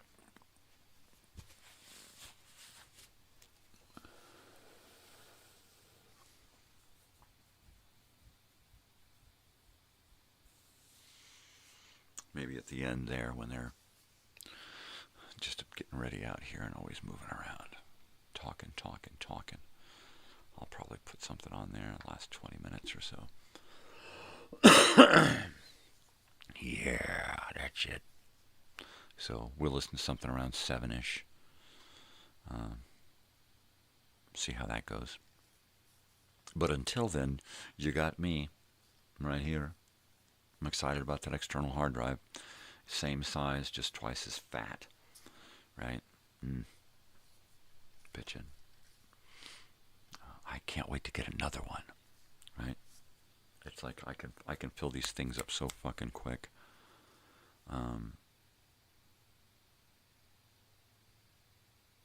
Yeah, I would love to have one for each purpose, right? One for family stuff. Just got family stuff on it. Of course, some of that stuff is going to be mirrored onto the Elsinore Brothers studio, because I use a lot of that family content for original videos. But it would no longer, this one would no longer hold YouTube stuff, studio stuff. It would just hold family stuff, whereas the big one would hold YouTube studio stuff, family stuff. And then I would probably want one specifically for production, and then one as an archive, one that just holds finished products. That's all. Take all of the raw data that I use to create those finished products and burn those onto disk, and have a file of disks that contain all of my raw footage for videos, but have the finished videos accessible on a hard drive. That would be bitchin'. That would be way bitchin', man. So totally cool. Have it just all cataloged there. From the first video to the last. Cataloged. That's my goal. And have one of these hard drives devoted to live stuff, because I got a lot of that. I may need more than one. And they're just going to get burned off of, they're just going to get downloaded as raw data. No downloading, editing, saving, and now, because that just creates more data. So I'll just download them as their raw data, save them onto a hard drive, and archive them.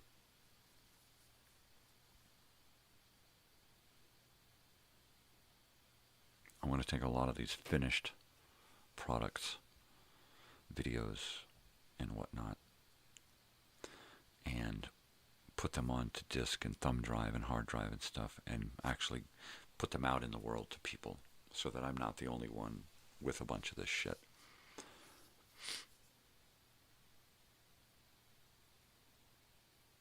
Because these hard drives here eventually will just be the property of the next family member, right? So that all of these hard drives here are just probably going to go to my daughter at some point, and then she's going to be the keeper of that family stuff. Of course, she's not the one to hold on to things. She does have a little bit of my the way that I like to save things and collect things, right? She's got a bit of that in her. So at some point she may be into the whole, collecting the family stuff. I would like to digitize everything, family photos and videos and everything, get it all digitized. But at the same time, I want all the hard copies as well, all the original photos and whatnot. I'd like to put a lot of photos onto digital photo frames so they can be shared. But most importantly, I want to get all of this family audio, video, photographs, all of these hard drives and stuff, eventually into one box, one footlocker type hope chest box. I may wind up making that box so that it kind of becomes a part of our history, right? This box with all of Papa's family stuff in it, right? That's not a bad idea.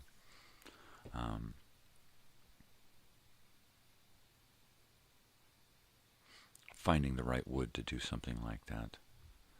There are a couple of really nice lumber yards, exotic lumber yards that I know of, that I could probably go find a sheet of something really, really nice at a good price to turn into a really nice box, a hope chest, something with a rounded top, you know, something that's got some work put into it, you know. That'd be great. Something big enough to organize into it videos, because the original videos are very important. They have to be a part of that collection. So the box has to be somewhat big enough to hold, and I'm talking big, giant, 3/4 inch U-matic tapes, and the smaller 20-minute version, but the 60-minute ones are fucking huge. So I've got some of that. I've got some Betamax. I've got a whole bunch of stuff that I've recorded on VHS and Betamax. So those are going to have to go in there. So it's like one box, and the bottom of the box is going to be all videotapes. And then on top of that, it's going to be hard copies of photographs. And then probably a tray that sets in over the top of that contains a nice deep tray with a soft interior that holds digital copies of things, a collection of discs, a collection of thumb drives, a collection of external hard drives, stuff just cataloged in there and curated so that it's easily accessible, and you can just plug in and go, oh, check it out, there's all this shit here. I'm gonna leave you for a minute. I'll be right back. Don't go nowhere. Watch this.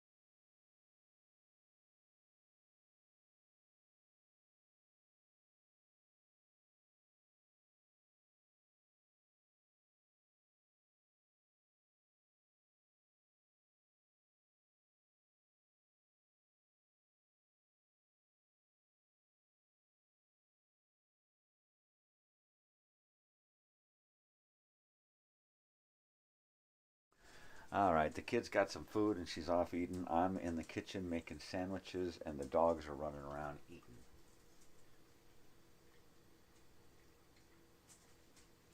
Ooh, and the coffee's still hot. All right, I'm going to make a couple of sandwiches and I'll be right here.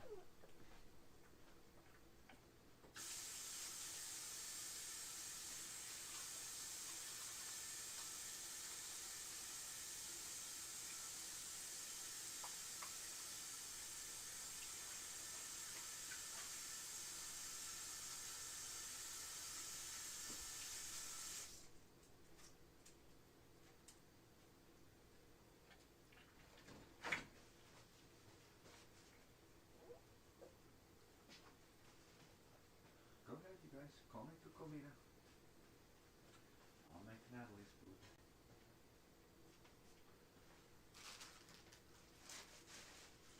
Oh, yeah.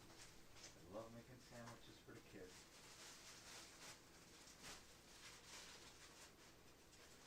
Oh, that's going to be a good sandwich. All starts with a good piece of bread. Oh, yeah.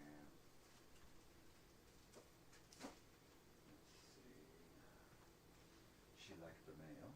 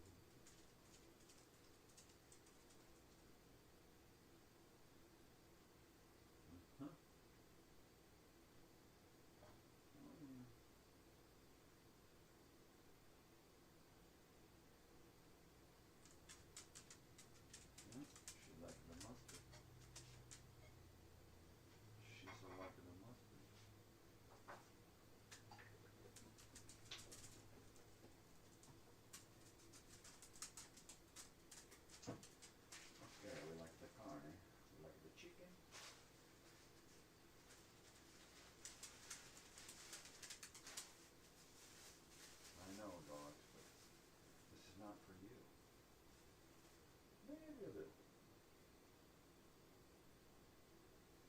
Maybe she's going to have a little bit left over, huh? Because I like it to make it a nice sandwich. I like to make it a really nice big sandwich. There we go. Right. All right. Where's my dogs? Where's my dogs? Oliver? Sam? Let's see. And Bessie. There you go. Everybody gets a little piece. Thank you for being patient. Okay, let's finish this sandwich now. We clean the hands again. Let's see. We're going to do the cheese. Let's put the cheese. We like the cheese. Oh, we like the Swiss cheese. Oh, I love a good Swiss cheese. That's the good stuff, huh? That's the good stuff. Let's see, we like a good lechuga. We're going to have a bigger chunk of lechuga. There we go. Lettuce here. I know you guys like lettuce. Let's get her lettuce first. Huh?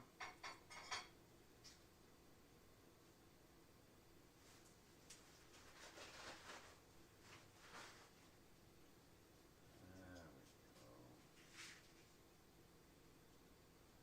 Gonna have a bigger chunk of lettuce, huh?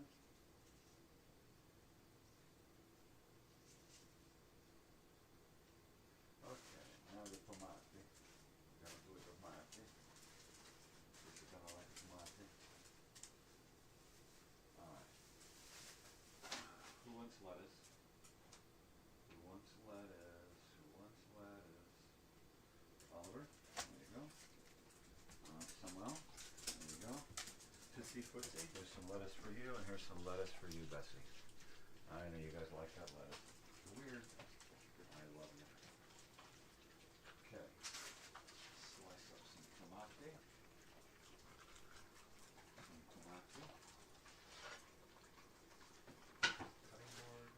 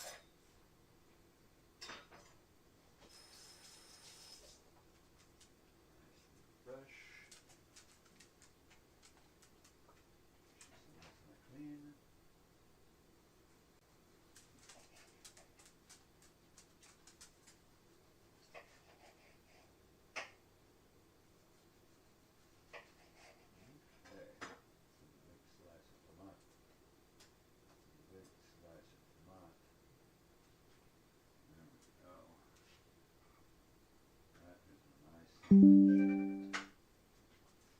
nice sandwich, yeah? All right, let's cut that puppy. Let's cut this puppy. We saw. Don't push.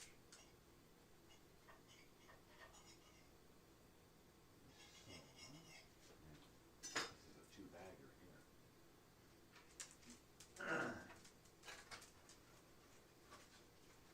Oh, yeah. That's a two-bagger.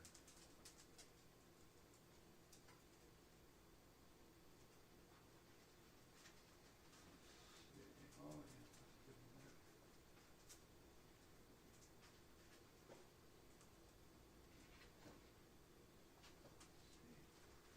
The bag.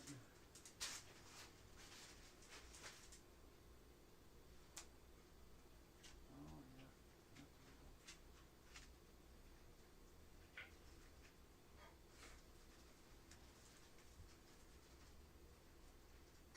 a good one. Let's see. We got some slippage. Slippage.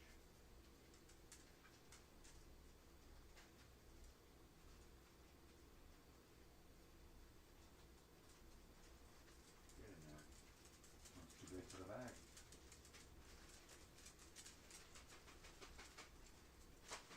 All right. There we go.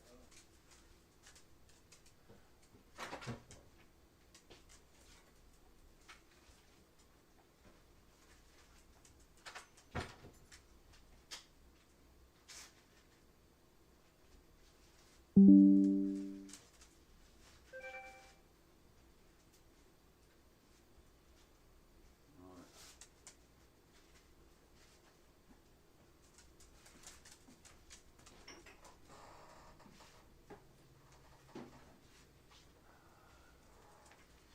Well, somebody's bombarding me with messages here or something. Somebody's giving me something. We'll take a break from. Oh, pardon my microphone. There, I'm going to take a break from the sandwich here for a second and see what all the hubbub is about here. I bet it's Facebook. All right.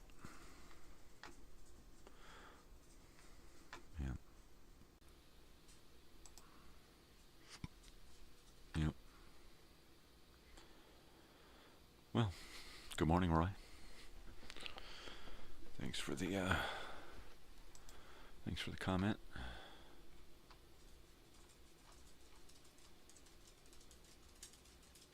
Huh? I will do that.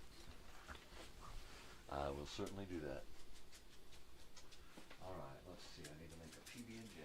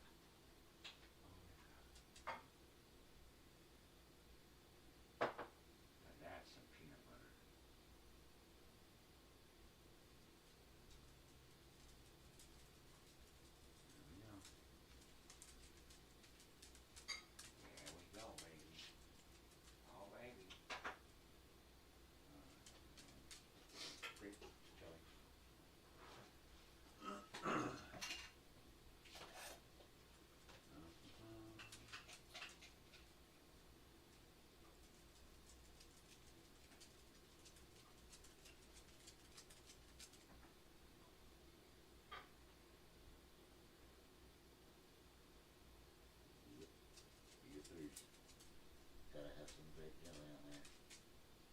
With peanut butter, with jelly, with bread.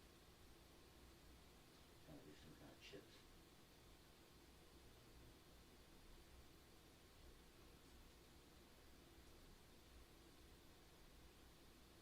There we go.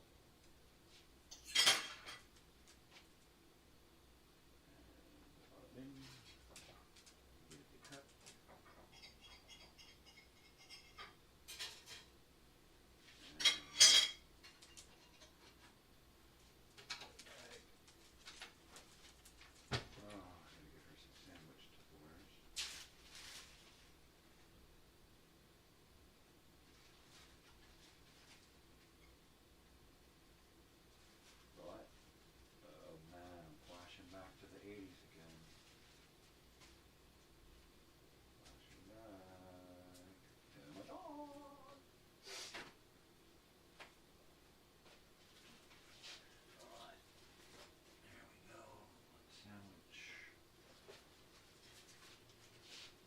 Sandwiches.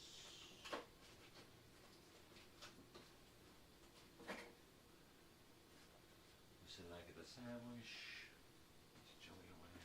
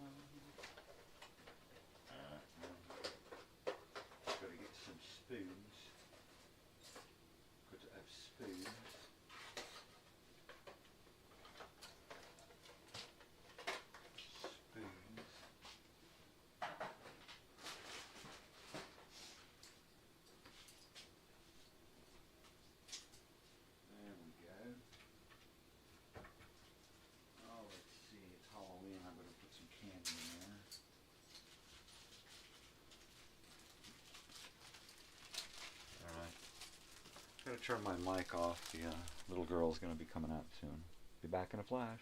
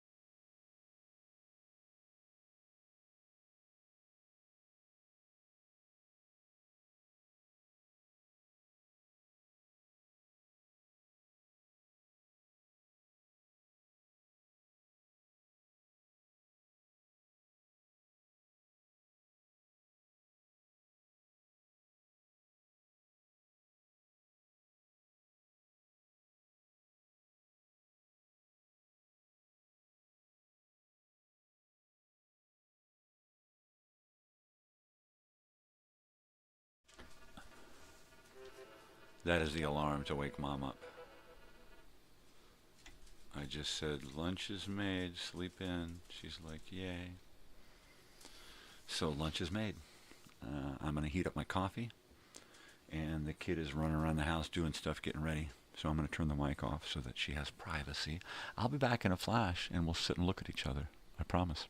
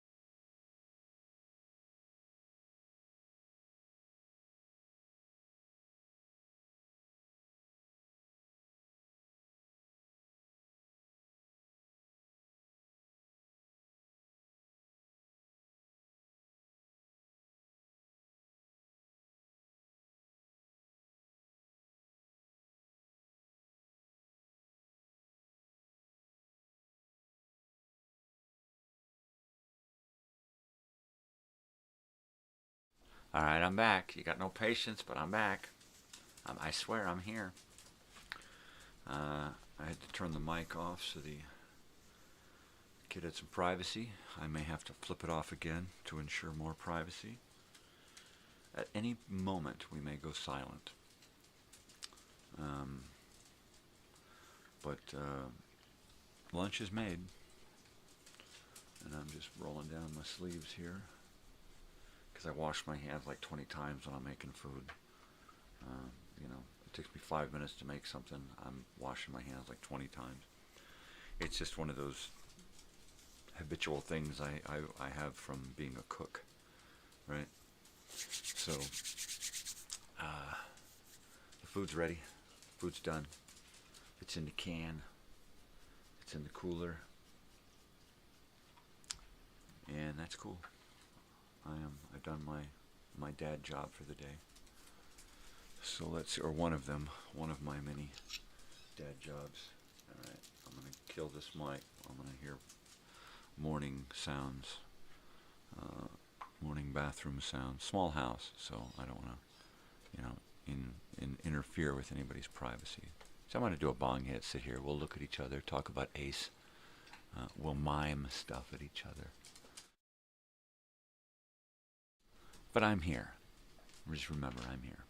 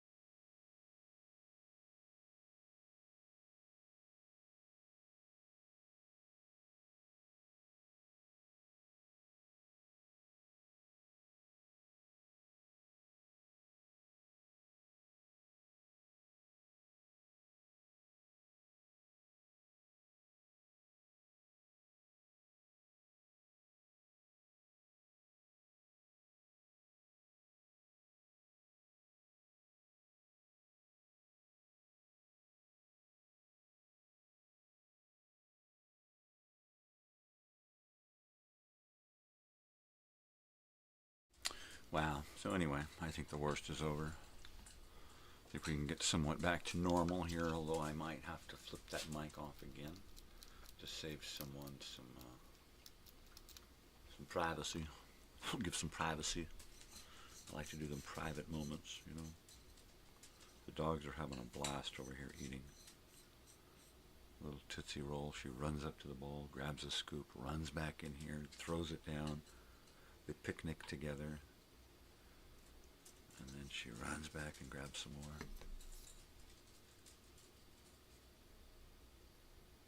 This is the first time she's ever stayed at the bowl and eaten for more than a couple of bites. Scoop and run. And drop. And share. It's funny. Funny stuff. These guys are awesome. Anyways. It's just about 7 a.m., which means we're going to go into ultra stealth mode here and listen to a radio show here, because it's Old Time Radio Wednesday, so why not? So we'll listen to a show while the house is doing its morning on the way out the door thing. And then I am going to be pretty much gearing up to walk out the door by about 9 o'clock. So I'll get done here at 8, and I'll be getting dressed and packing up to go over to Ginny's house to install this gate in her house. In her house, yes. Inside the house. It's for the dogs inside the house. It's an old rustic looking gate. I designed it to her specifications, to the size required. When I get over there, I'll be putting on some finishing touches, but for the most part, it's done. It just needs to be hanged. It needs to be hanged. So I have to get over there and figure out how to hang it now.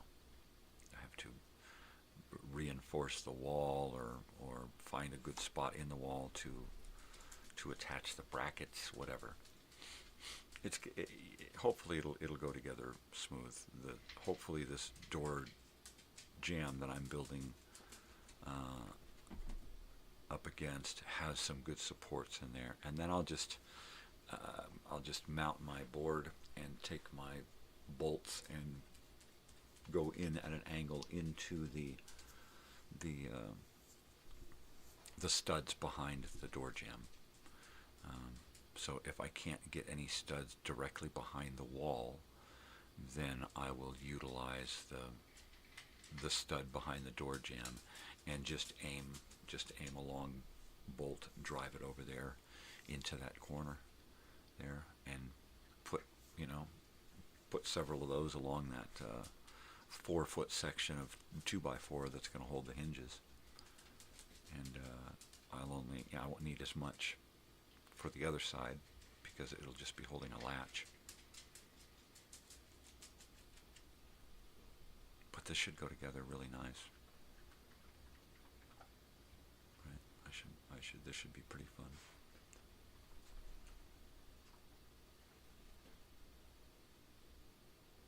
Gosh darn it, I'm real excited about it. Gol darn. It's a nice house too. It's got some great original handyman carpentry work and stuff in it. Really, really cool.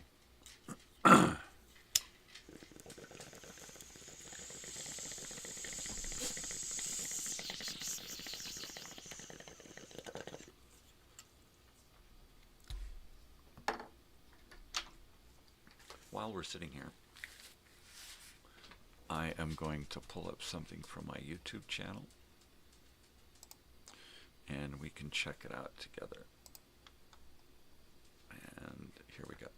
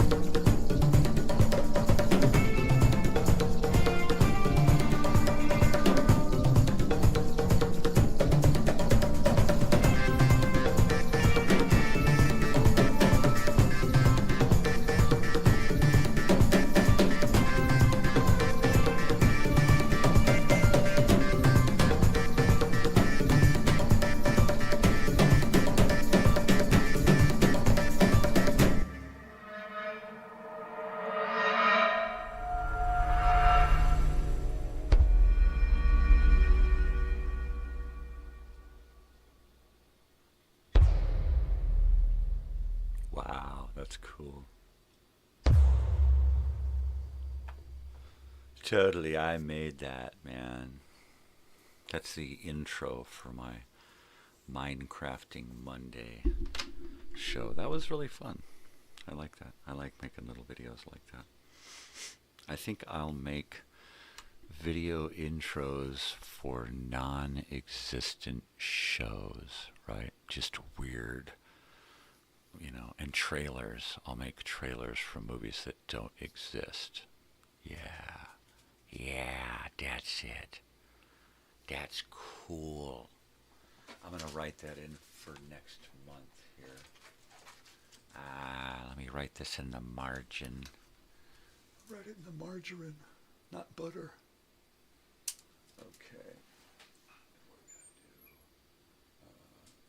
Show open and trailers for non-productions. That'll be me. That'll be a mind bender. I wonder when it's going to come out. Never.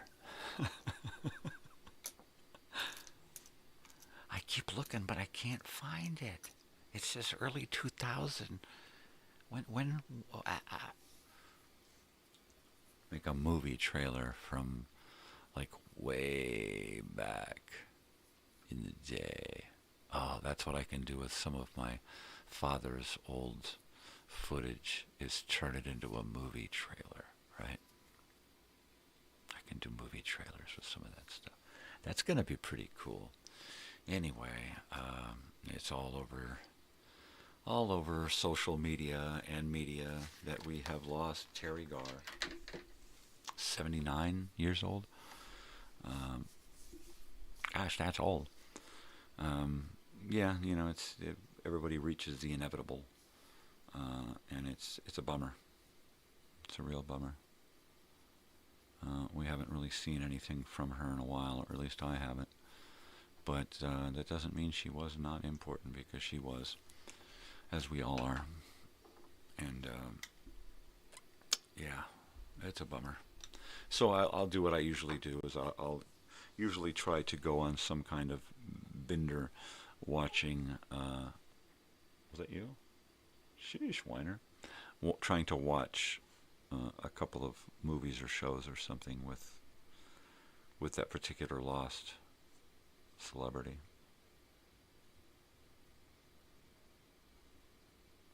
Yeah.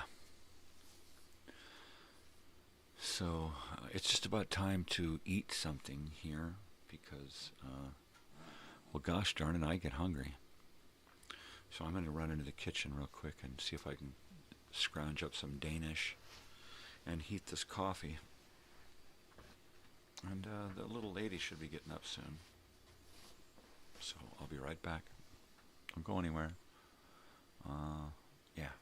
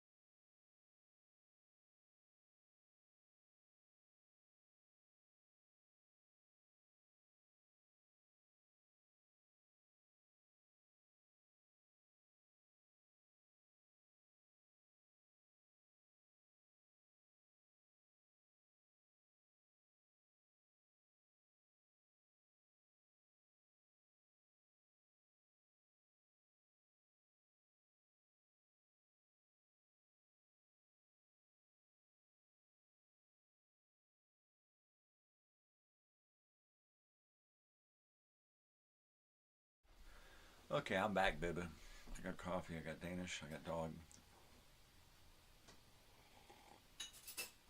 I got everything I need right here. Right. Dad learned it right here. Now I gotta try to eat this food here. You don't want any of this, Sam. Well, you probably do.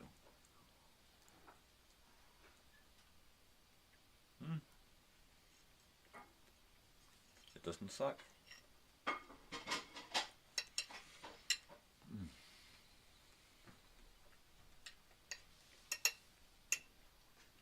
Maybe I got a gluten thing, because flour tastes weird to me now.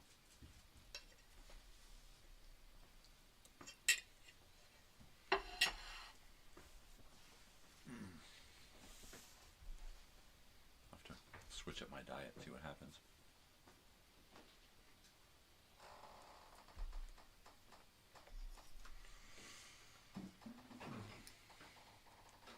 Oh, coffee, coffee, coffee. Oh, coffee, coffee, coffee, coffee, coffee, coffee, coffee.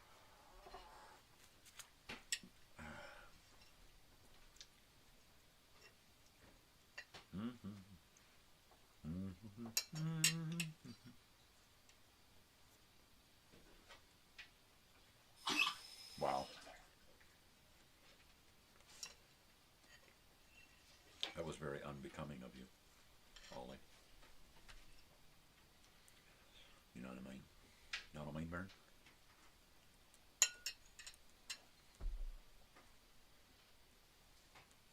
Little Snoopy face. Little Snoopy face.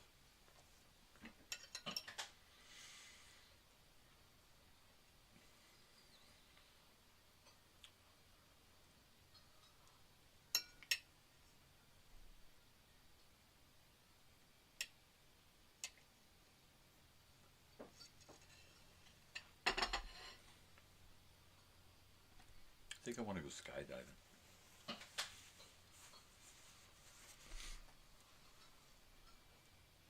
I mean, what the hell, right?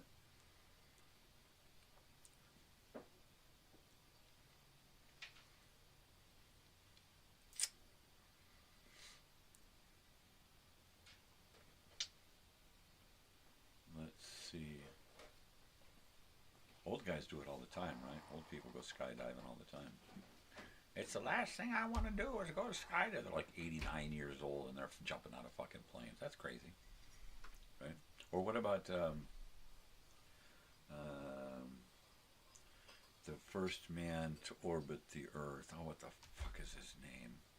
Ed Harris? No, that was the guy. I think that was the guy who played him in the movie. Oh, jeez, this is gonna kill me if I don't. I'm gonna have to look it up because. Oh, it's probably an easy. It'll piss me off when it's be so easy. First American to orbit the Earth.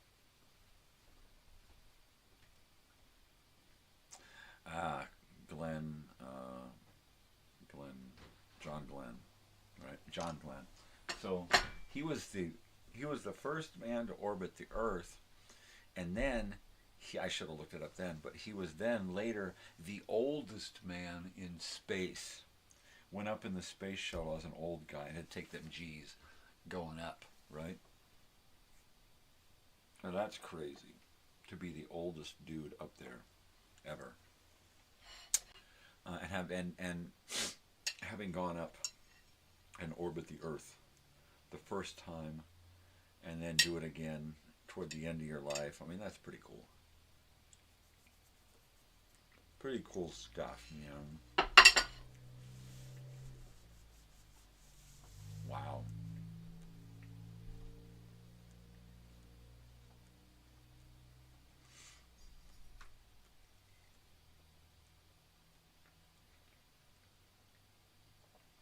Totally cool. Well, I guess I'm just going to sit here and drink coffee and do bong hits for the next 45 minutes. The little lady will be back, and then it's on with the day. Get my shit together and get the fuck out of here while I got the energy, right? That's what I'm saying.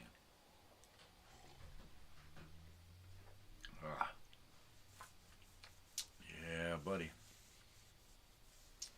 Yeah, buddy. I don't know what the fuck tools I'm gonna need, which means I gotta take a shitload of stuff with me. That always sucks. Gotta put the battery charger on the van, but I can't do that while I'm gone. I gotta be here while it's... You never want to leave that shit unattended. Oh, jeez. So things will stack up, you know.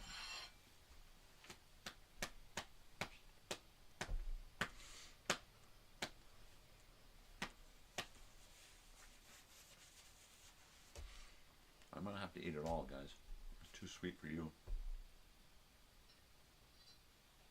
Yeah. That's what it is. You guys have had chicken meat, and you have had lettuce already this morning. You guys are lucky dogs. I think we'll just hold at that for now, okay?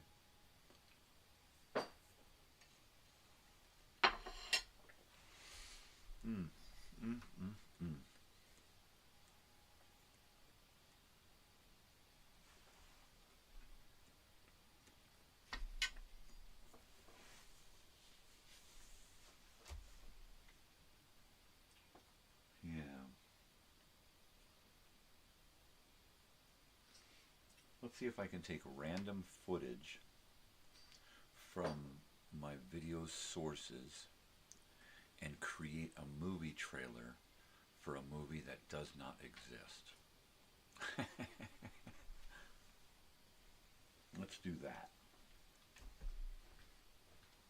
Let's create a fall preview for shows on a channel that does not exist. Shows that don't exist, a channel that doesn't exist, everything just doesn't exist. You know, KYOB in Cincinnati. I don't know. Something weird. It's Naha Falls, California. Something. We'll try to do something kooky like that.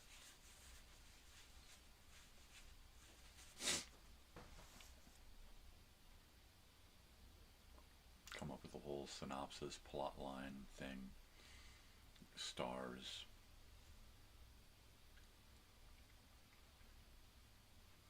Put all of that in the description. Do the end credit cards, you know, with the thing that flashes up there. It says all about the movie and who's in it and who produces, directs it, and writes it, and the music, and all of that stuff. Oh my God, I heard some noises. It is a Wednesday, so we don't get trash today. So we don't get to hear the trash man. That's kind of a bummer. I like to hear the trash man in the morning. You don't always get what you want. She's a little Randy, yeah. Randy?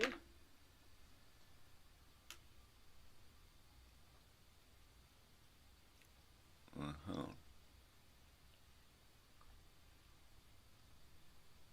Right. Right. Ah, jeez. Hi. There's nothing left, I swear. I'd get up and move the plate, but I don't want to move. And I know it just kills you to know there's a plate that might have food on it. But what are you going to do, huh? What are you going to do? Mister? I don't know what to tell you. There's nothing on the plate worth mentioning.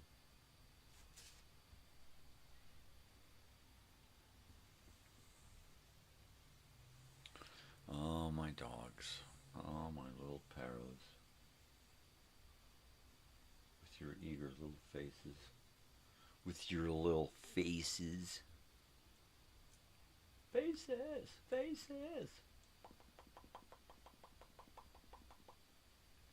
Right?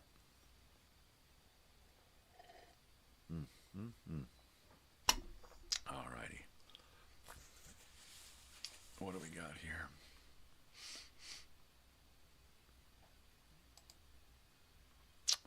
it's 20 after there.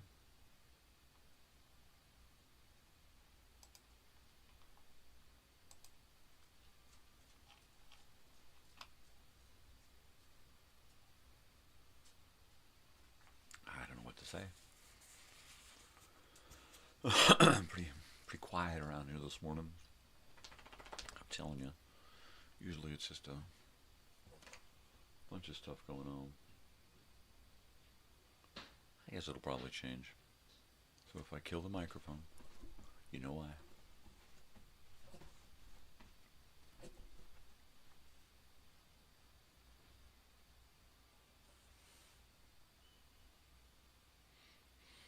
Yeah, after doing Minecrafting, working on an actual physical project is really rewarding. Because, you know, that Minecrafting stuff is kind of an empty reward, right? It's just ones and zeros. There's nothing really there. But when I get to work on an actual project, it's like, oh, I want to do something else. You know, so now I'm trying to think of, well, what can I do around here that's something that needs to be done, some kind of actual project that I can sink my teeth into, right? And probably leave them there. But yeah, I don't know what that is. I mean, there's a few things that need to be handled. Like I said, the yard needs to be winterized and get it ready for rain and stuff, because you never know when it's going to happen. And I need to do paving stones, because that would really help out. That would really, really help out, doing all paving stones in the back. You know, it'd be a lot cleaner for the dogs. It'd be a lot nicer for us. Yeah, it'd be great.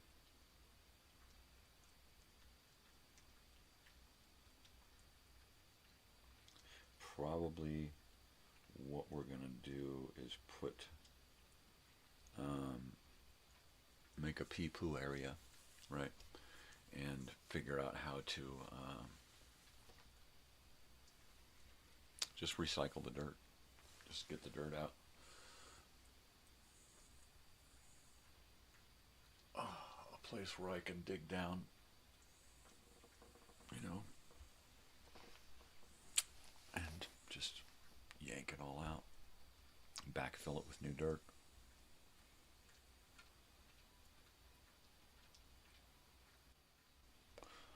I'm also thinking about doing a pee pole for the boys, some kind of doggy urinal, right?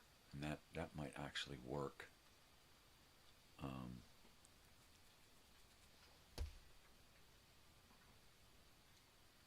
Might actually work. Some kind of spot where the dogs get used to, the boys just get used to peeing in that spot, and it actually takes the pee and flushes it away. That's something. I mean, it's not like you can do it for the inside of the house, but for the outside of the house to catch most of the pee and flush it away. Right? I could take one of those plastic Sparklets water bottles, turn it upside down like it sits in the machine, cut a big opening in the side, a big door on the side that's open, to turn it into like a basin and a catch, a backdrop.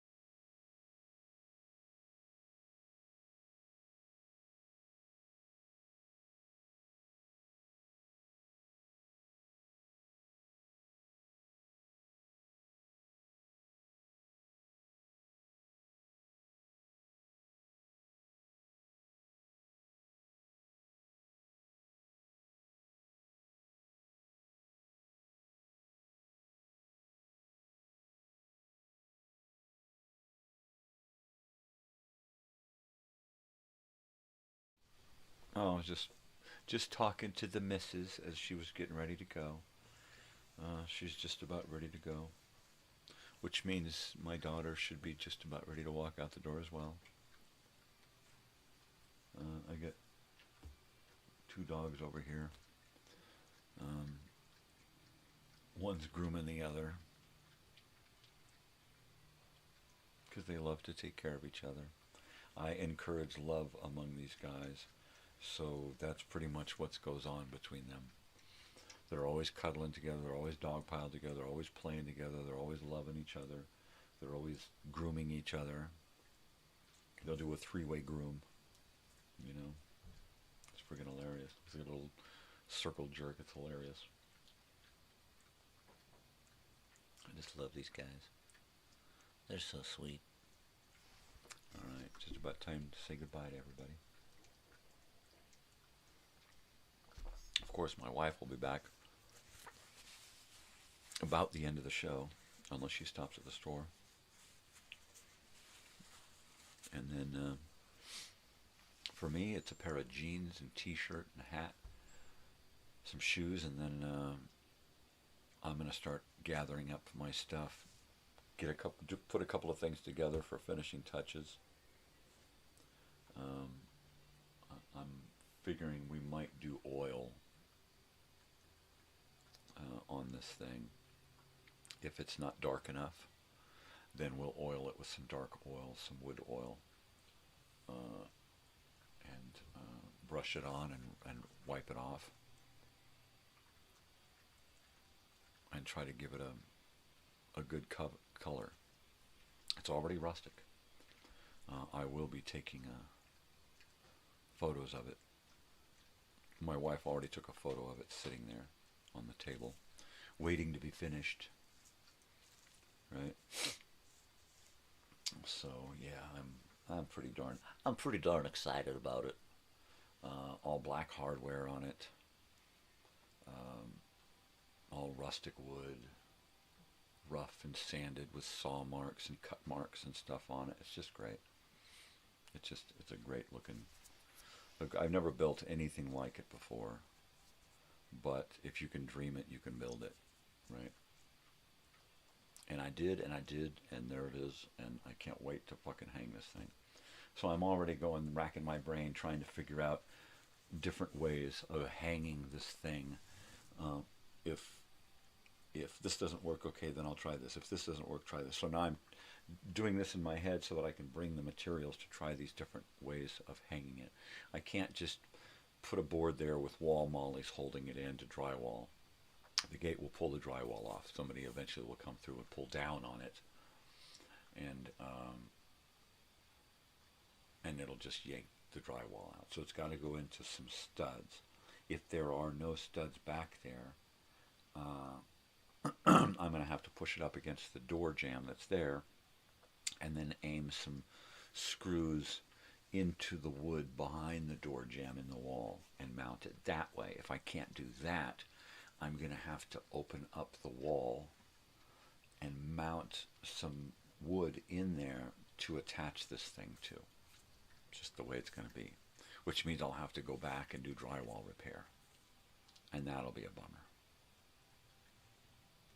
Because this is supposed to be semi-temporary, which means months to years, and then move it to a different location and use it somewhere else in the house. And possibly add another gate, so that it has, twin gates closing off parts of the house. That's cool. I totally dig that. Big dog making noise. So, at least today I'll be able to finish it and be done with it and walk away from it. At least that's my hope. Stop off and get a latch. Take the wood, or pick up a piece of wood to do mount it and do the hinges and stuff. Take all of my saws and drills and bits and screws and bits and baubles of stuff that I need, levels and squares, everything that I need to knock this fucking thing out. And here go the dogs. There goes Ollie, jumps on top of Tootsie. He's dry humping her, even though both of them are fixed. It's like, all right, it's on now. Let's play, baby. Now he's following her to the bowl. He lets her get a drink. Comes back to his chair to wait. Come on, Pogo. There you go. Ah, jeez. These guys are like free entertainment.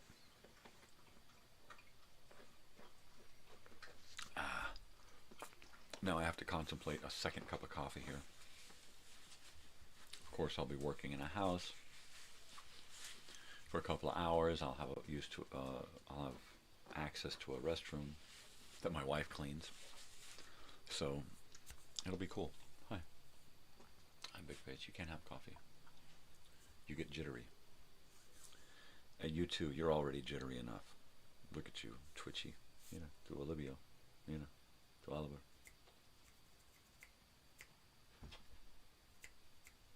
Yeah, to boy.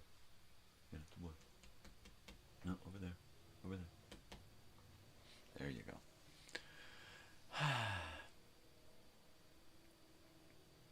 Alright, I don't want any problems, so I'm not going to allow any problems.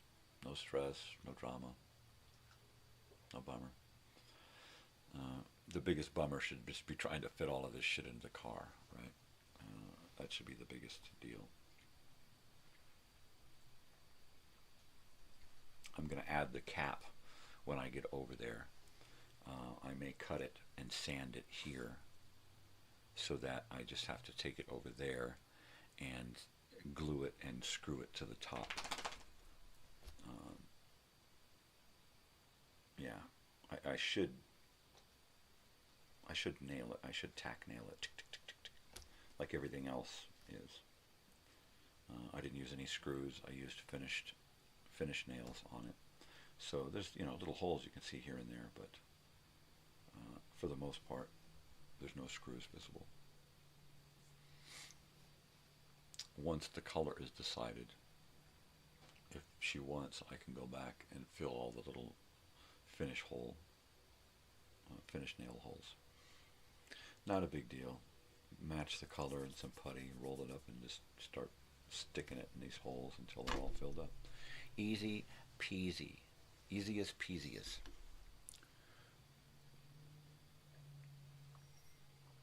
Well, crap.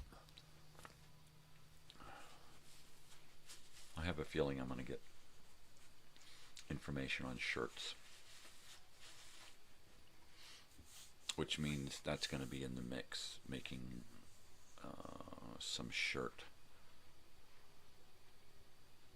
advertisements, some donation please, and I'll make a few versions, a few short versions that I can put out there.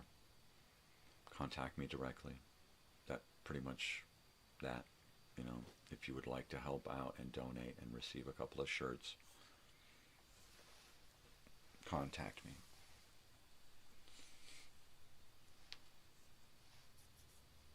And then after that, it'll be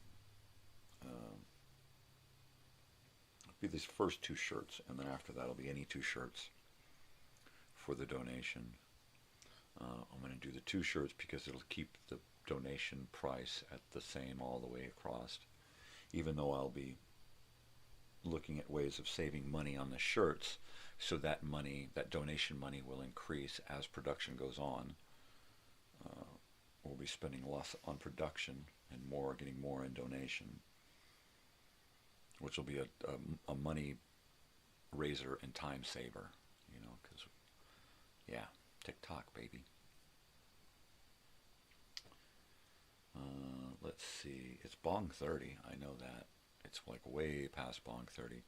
The kids should be rolling out the door any second now, because it's late. You know, got to put the eyes on. Got to do the eyes. If anything, you got to have eyes on. So, yeah. But that's all right. They set themselves up to have extra time to get to these places and do these things. Because that's important, is to be on time for work and school. And here comes Mom, I think. I may kill the mic, so just be aware. She's probably going to come in and say, come on, let's go, it's late. Yeah, more coffee is probably in my future. All right, I'll be back.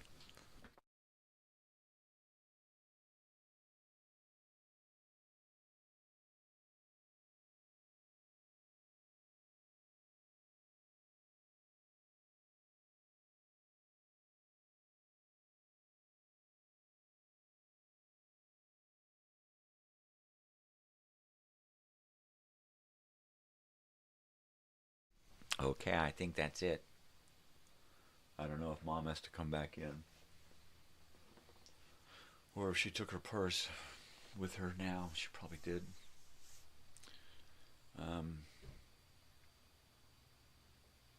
Totally.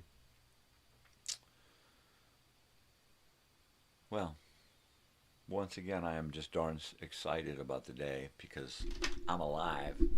I woke up. I actually woke up. It's a big deal in my book.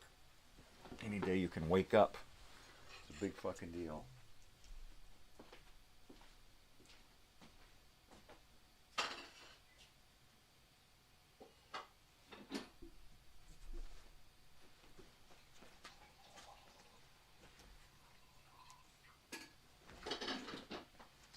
Why does everybody jump in my chair?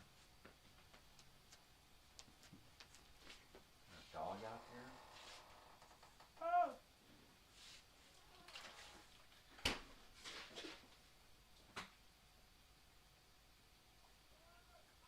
Oh, it's just Boots. Hey, Oliver. Oliver. Oliver, he's just calling Boots. Come on. You know, Boots likes to wander when she's going pee. Come on. Let her. Jeez, Oliver. You're such a bully. Nobody's allowed to do anything because Oliver says so. Get up there. Get up on your chair. Go on, get up there. Go on. I'm going to send Tootsie up there in a second, so leave room. So I can only sit with one dog.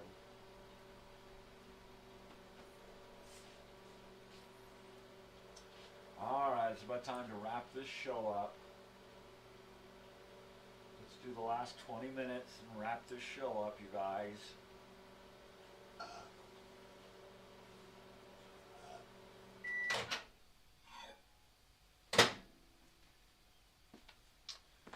Alright.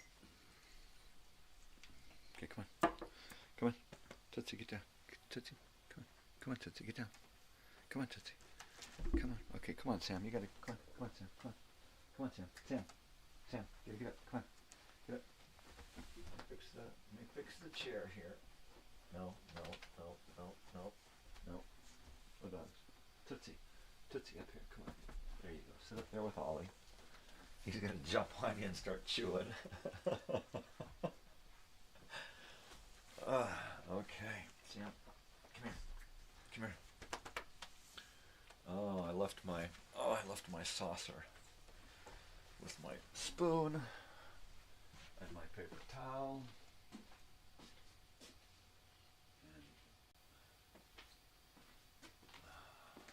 I'm just a creature of habit, so I have to have it with me. I don't like to leave a ring on the wood, so I always have a saucer. I don't like the saucer to clang with the cup, so I always put a little paper towel there.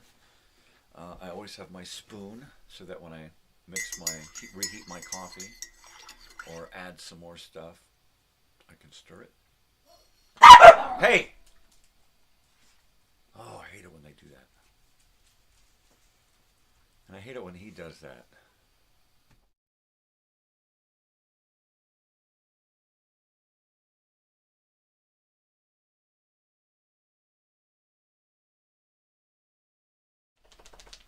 Sorry, I just had to yell. Guy runs around screaming at his fucking dog. It's like, hey, shut the fuck up. And put a fucking leash on your dog once in a fucking while, right? I swear, I feel like I'm the only person in the world who obeys leash laws. right? People are constantly walking around, dragging, come on, dog, come on, trying to get their dog to go in the direction they want, and it doesn't even have a collar on to hold on to. How stupid can you fucking be to own a dog without having a leash or even a fucking collar, right? That's just dumb. You don't deserve to have an animal if you can't fucking protect the animal, right? Flat out. Dog just dog walks right off into the fucking street. End of fucking story. You know? So when I see idiots running around screaming for their fucking dog, it better last 2 fucking seconds.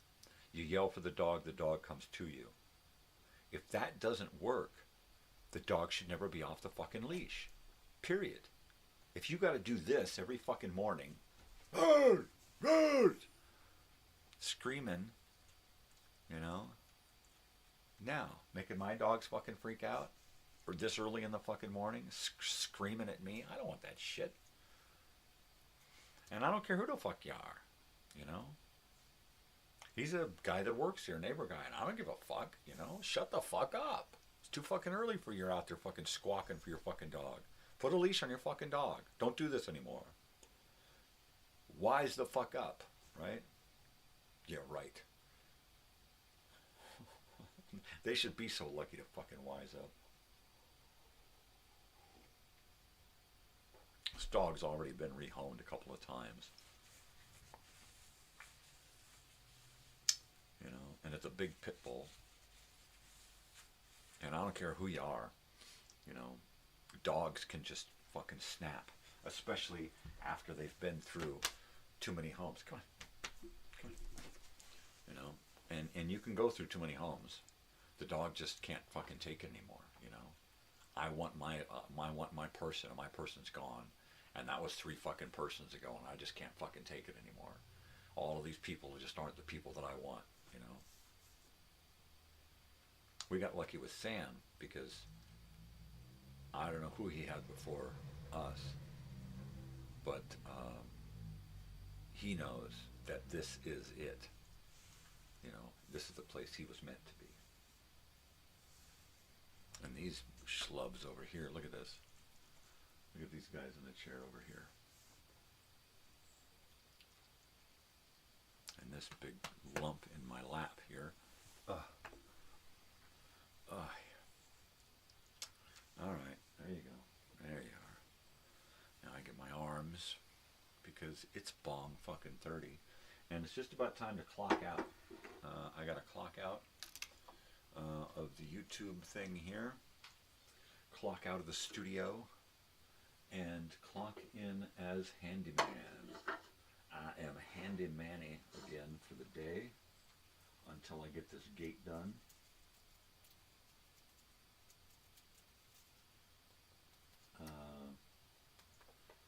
And then that's it. I am off handyman work until I come up with another project to do. Hopefully our own project. And time for some bud here. What am I going to be working on today? I'm going to be working on videos. I got to re-edit that video time machine. Drop something out, drop something new in. I believe I already have an element that I can use. It's going to reduce my time a little bit. That's okay because I'm way over anyway. So at some point when I get back today, I'm going to re-edit that and then re-upload it. And then probably take a nap and then get up and work on elements for Halloween.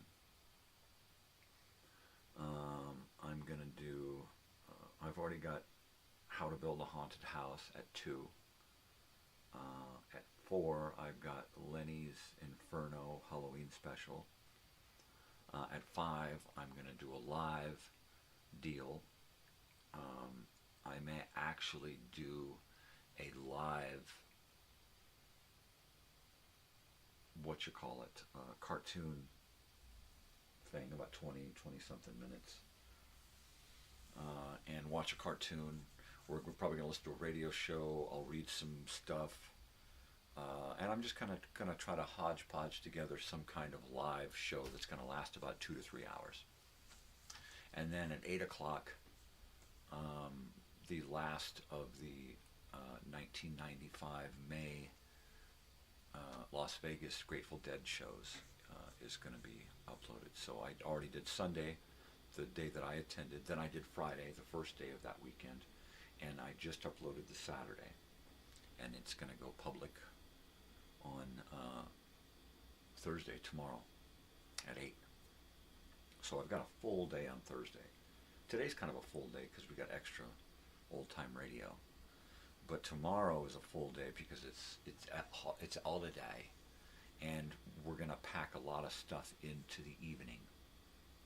And if we're really lucky, while we're here doing the show, somebody will knock at the door, the dogs will go crazy, and I'll get to do candy, right? I'll have to bring somebody in here to hold the dogs while we do some trick-or-treat candy, and we'll be able to hear that. I'll try to swing the microphone around, and I might even aim my camera down toward the door so that you can at least see me passing out the candy. You won't be able to see anybody just because that's the way it works, but that'd be neat. And I told my wife, look, I picked up a little bag of candy. I just gave some to my daughter for school. And, I mean, there's a few pieces for us to eat a few and to pass out a few, and then that's about it. You know, not a lot. I don't like to have a lot of candy in the house because I will just sit and eat it all. I get a sweet tooth in the middle of the night. Is he still driving around looking for that dog, you big doofus? Get a leash, dummy. Don't use the leash as punishment. Use it as, like, that's what they should get used to. This is your life. If you're going to be outside, you're going to be on a leash. Now, my dogs, they have a yard and a house. If they get on a leash, that means we're going somewhere. It's not because they're being punished or because their lot in life is to sit on a leash outside. No. A collar, a harness, and a leash mean that we're going somewhere. We got to go to get the nails done or go to the vet or do something like that. Or if we're really lucky, we get to go out and do something with the dogs. Go for a walk. What I want to do is I want to go camping. I just want to get my van fixed up, get it working, get a little trailer that I can pull behind it and load it with all the camping gear, tents and coolers and canopies and chairs and all that shit. Get it all battened down real snug and fill the van full of us and the dogs, maybe one of my daughter's friends, and just go. And go to some place where there's water, because I really want to see my dogs playing in the water. I really, really, really, really want that. And I'd like to do that between now and the reunion. The reunion, we're not going to be able to have the dogs there. At least not the entire time. We may have to bring the dogs down for a day because I want to get my wife down there as well. I'm going to try to get my daughter there for the whole weekend. Just before school starts, but she should have all of her shit together by then. So if I can get her down there for that weekend, and then get my wife to come down for the big fiesta night, then, you know, if we can arrange it so that we can all be there together, you know, and have the dogs and, you know, everything's cool, then we'll do that. If it looks like there's not going to be a lot of people there, then the dogs are coming. Period. If it looks like it's going to be like more than a couple of dozen people, then more than likely the dogs won't come and somebody will have to stay home for most of the weekend to deal with the dogs. Then we may bring the dogs down or just come down for an overnighter and leave the dogs at home overnight, and do something like that. You know.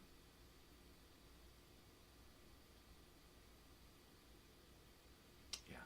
If I dog-proof the yard, which means putting some lattice up high and some lattice around the stair area so a big dog can't jump over. Maybe putting some shade screen over the yard in a lot of areas so people can't throw stuff into the yard. Now, here's, eat this, dog, shut up. That kind of stuff. That's happened in my life before, and it would kill me, literally. Because I'd get the chair. If somebody messed with my dogs, I'd get the death penalty. Period. Because I wouldn't be able to stand for that. You know. If the judge asked me, why did I kill that guy? He killed my dogs. I had no choice. I had no choice.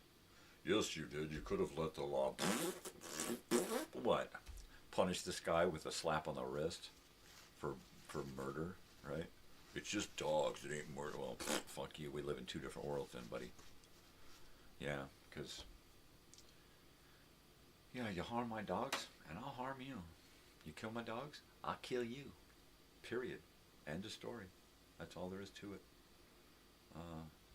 I mean, at this point, I have very, very few things to actually live for and die for. They're a part of that. My wife, daughter, my animals here. That's it. I live and die for these guys. That's the truth. I used to be that way with old close friends and stuff until I got fucked over too many times and realized that those people don't exist anymore. Those people from my past don't exist anymore. There are new people in their place that wear similar faces and have similar voices, but they're not the same people, and I have to look at them like that. I don't know these people. I haven't seen these people in 30, 40 years, so therefore when I try to interact with them and treat them as I would my family, I just feel betrayed when I just get stabbed, stabbed in the back. So I just don't. I just keep that wall up now, I am me, you are you, and there's a wall there. Sure, we share a past, we share commonalities, but we don't know each other, We know things about each other, but we don't know each other. And that's what I have to remember about old friends. No matter how much you want there to be something, more than likely it ain't there, and it ain't ever been there, and it ain't ever going to be there, because it's all your imagination. It's all what you want, not what reality holds in store for you. That sucks, huh? Let's see. I've been sitting here. I'll put this on the dog here. The dog's going to hold my doob. So I'm going to get together my Bong Hit here. I'm looking at my Halloween costume. It is my old Eeyore jersey and baseball jersey and my Eeyore ears. And I'll probably pick out a nice Eeyore mug. And I will try to, I don't know, give it a whole bother. Use my Eeyore voice, I guess. Oh dear. Oh bother. Humana. Oh wait, that's Jackie Gleason. So I'll try to work on some camera angles, some lighting, stuff like that for Halloween tomorrow night. Yeah. It should be fun. The stuff should be airing all day long, from 8 o'clock and then 8 o'clock and then noon and then 2 and then 4 and then 5 and then 8. And then at 5 o'clock it's going to be like, plus the live stuff in the morning. So yeah, so we start at 5 and then 8 and then noon and then 2 and then 4 and then we do live again at 5. We do that for 2 to 3 hours, and then at 8, the Grateful Dead concert. And it's just, it's a jam-packed holiday. Jam-packed. Pam jacked. Oh. Right? So there you go. I'll put the finishing touches on the video and audio elements I need. Yeah, it should be great. And try to pick out some kind of theme, Halloween themed picture to have up there. So when we're talking, reading the books and stuff, we don't necessarily have to be looking at just me. We can have something surrounding me, something Halloweenish, something with a little bit of music, background, ambiance, right?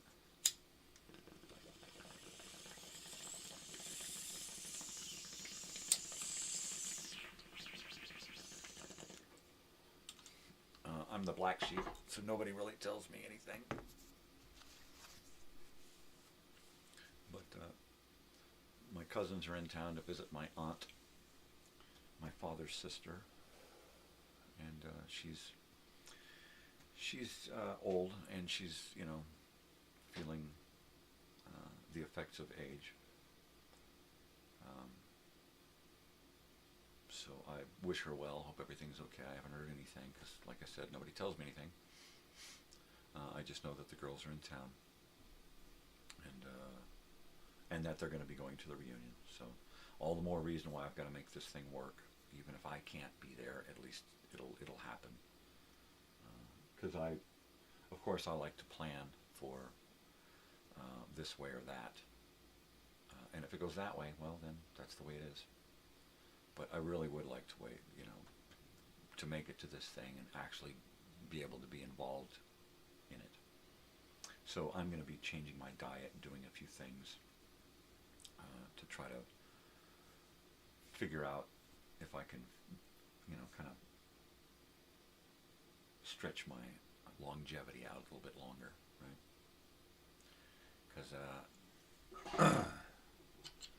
Because Lord knows I just need to have a little bit more time. It's always that, just a little bit more time, just a little bit more time, just a little bit more time. I know it's not going to last forever. Nothing ever does. It's been a hell of a crazy fucking ride. I'd like to finish a whole bunch of shit in this next year. I'd like to do this reunion in this next year. I'd like to do a little bit of traveling in this next year. I'd like to spend some time with my brother this year, aside from the reunion.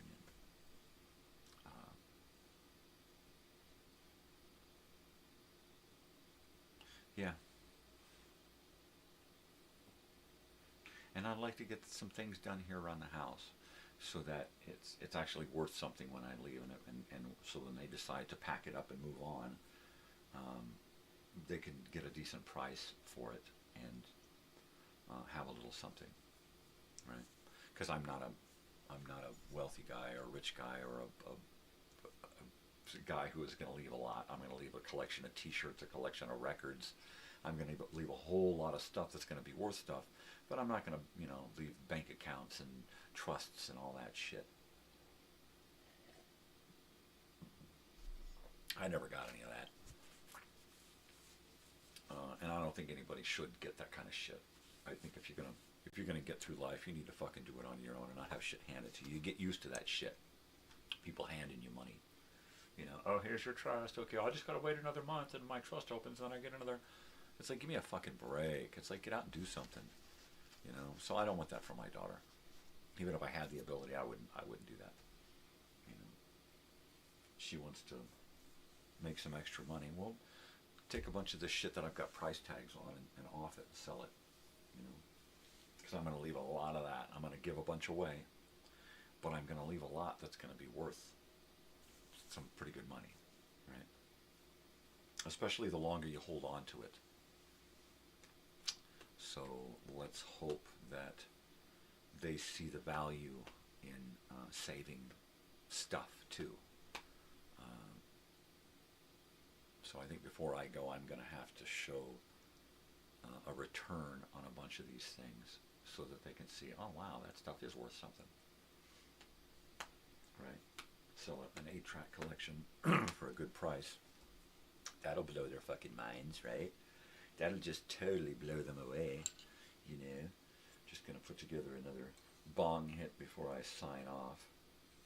The missus will be home soon, and then I can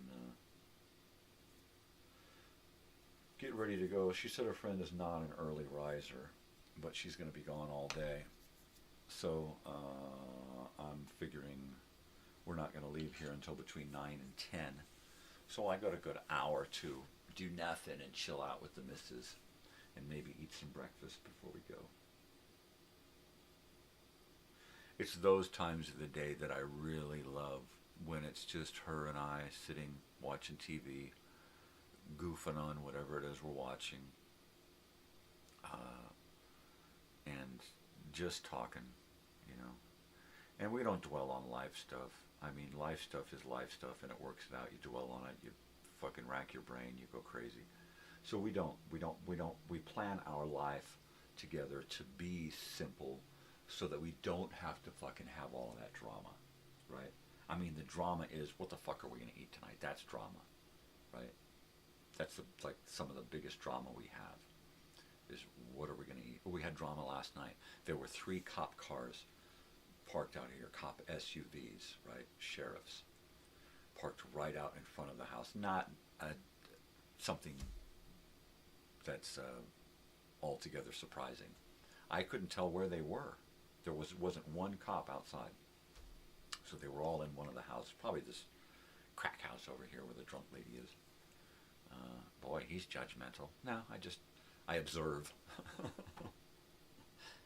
And so that was drama. 3 cars parked out there for an hour.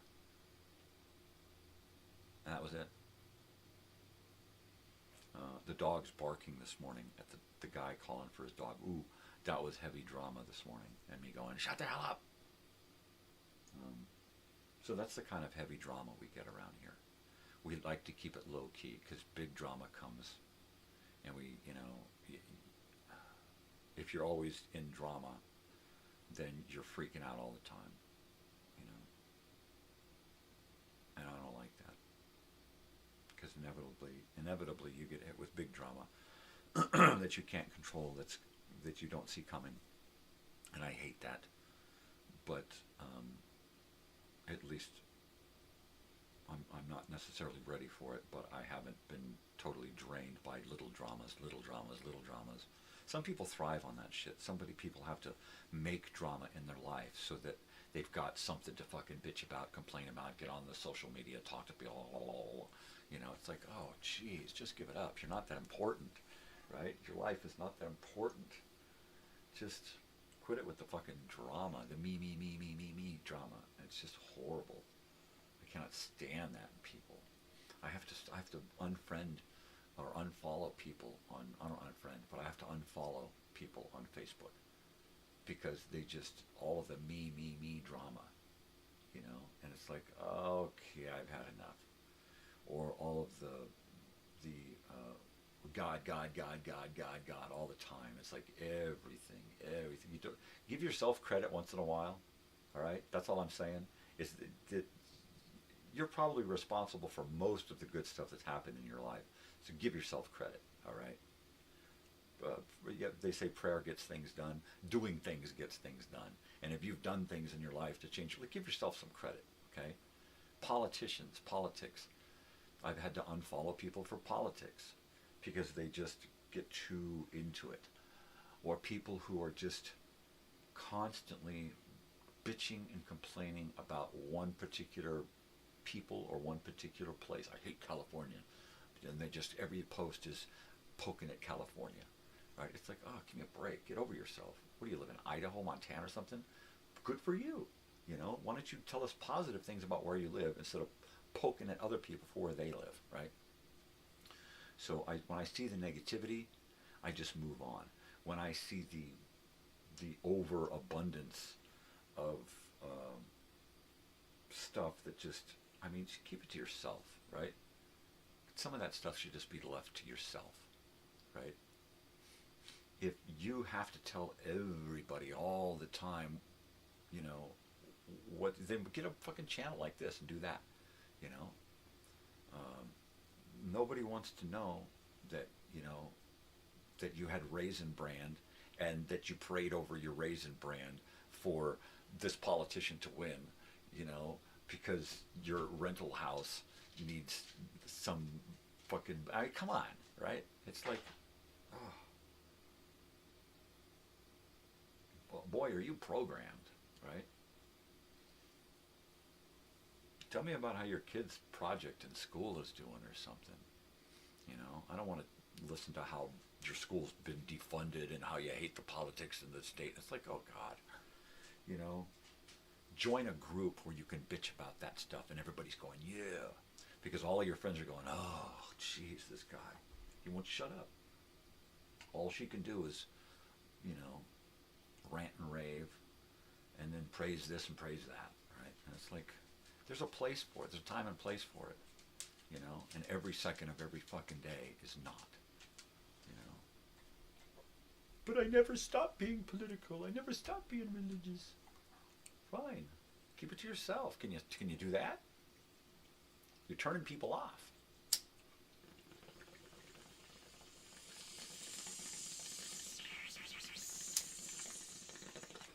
And I say this in these times of getting close to that day where we all must decide, you know. And boy, they got a lot of people programmed there.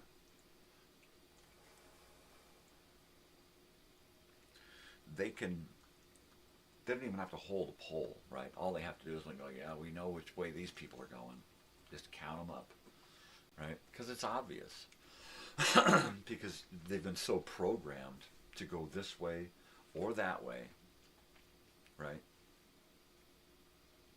That they're easy to see, right? That's what social media is. It's mind reading. That's all it is. They spent years staring at goats trying to figure out how to read people's minds and control them, right? Social media did it in a fucking year. All of a sudden, hey, what's this new thing? It's a form of mind control. You know? Well, it is. I've had friends that are no longer on Facebook because that's all it is. It's just mind control. It's just propaganda, you know, programming. And they're right, if you let it be. All right, I guess I should get ready to get out of here because the missus, she's going to come in the door and, and I got to be ready to go here, or at least have the appearance of being ready to go so that when it's time, it's time. All right, people, you know what time this means. This means that it's time to get the heck out of here. I gotta go. So, you know, go out into the world, spread peace and love and kindness and not bullshit. And while you're out there in the world, all right, do something for yourself. But while you're doing something for somebody else, for yourself, do something for somebody else too, all right? Because we're not alone. All right, people. Y'all take care. I will see you tomorrow morning, Halloween. Be sure to tune in all day tomorrow for the fun. I will see you in the morning. Y'all take care. Adios. I love you. Bye-bye.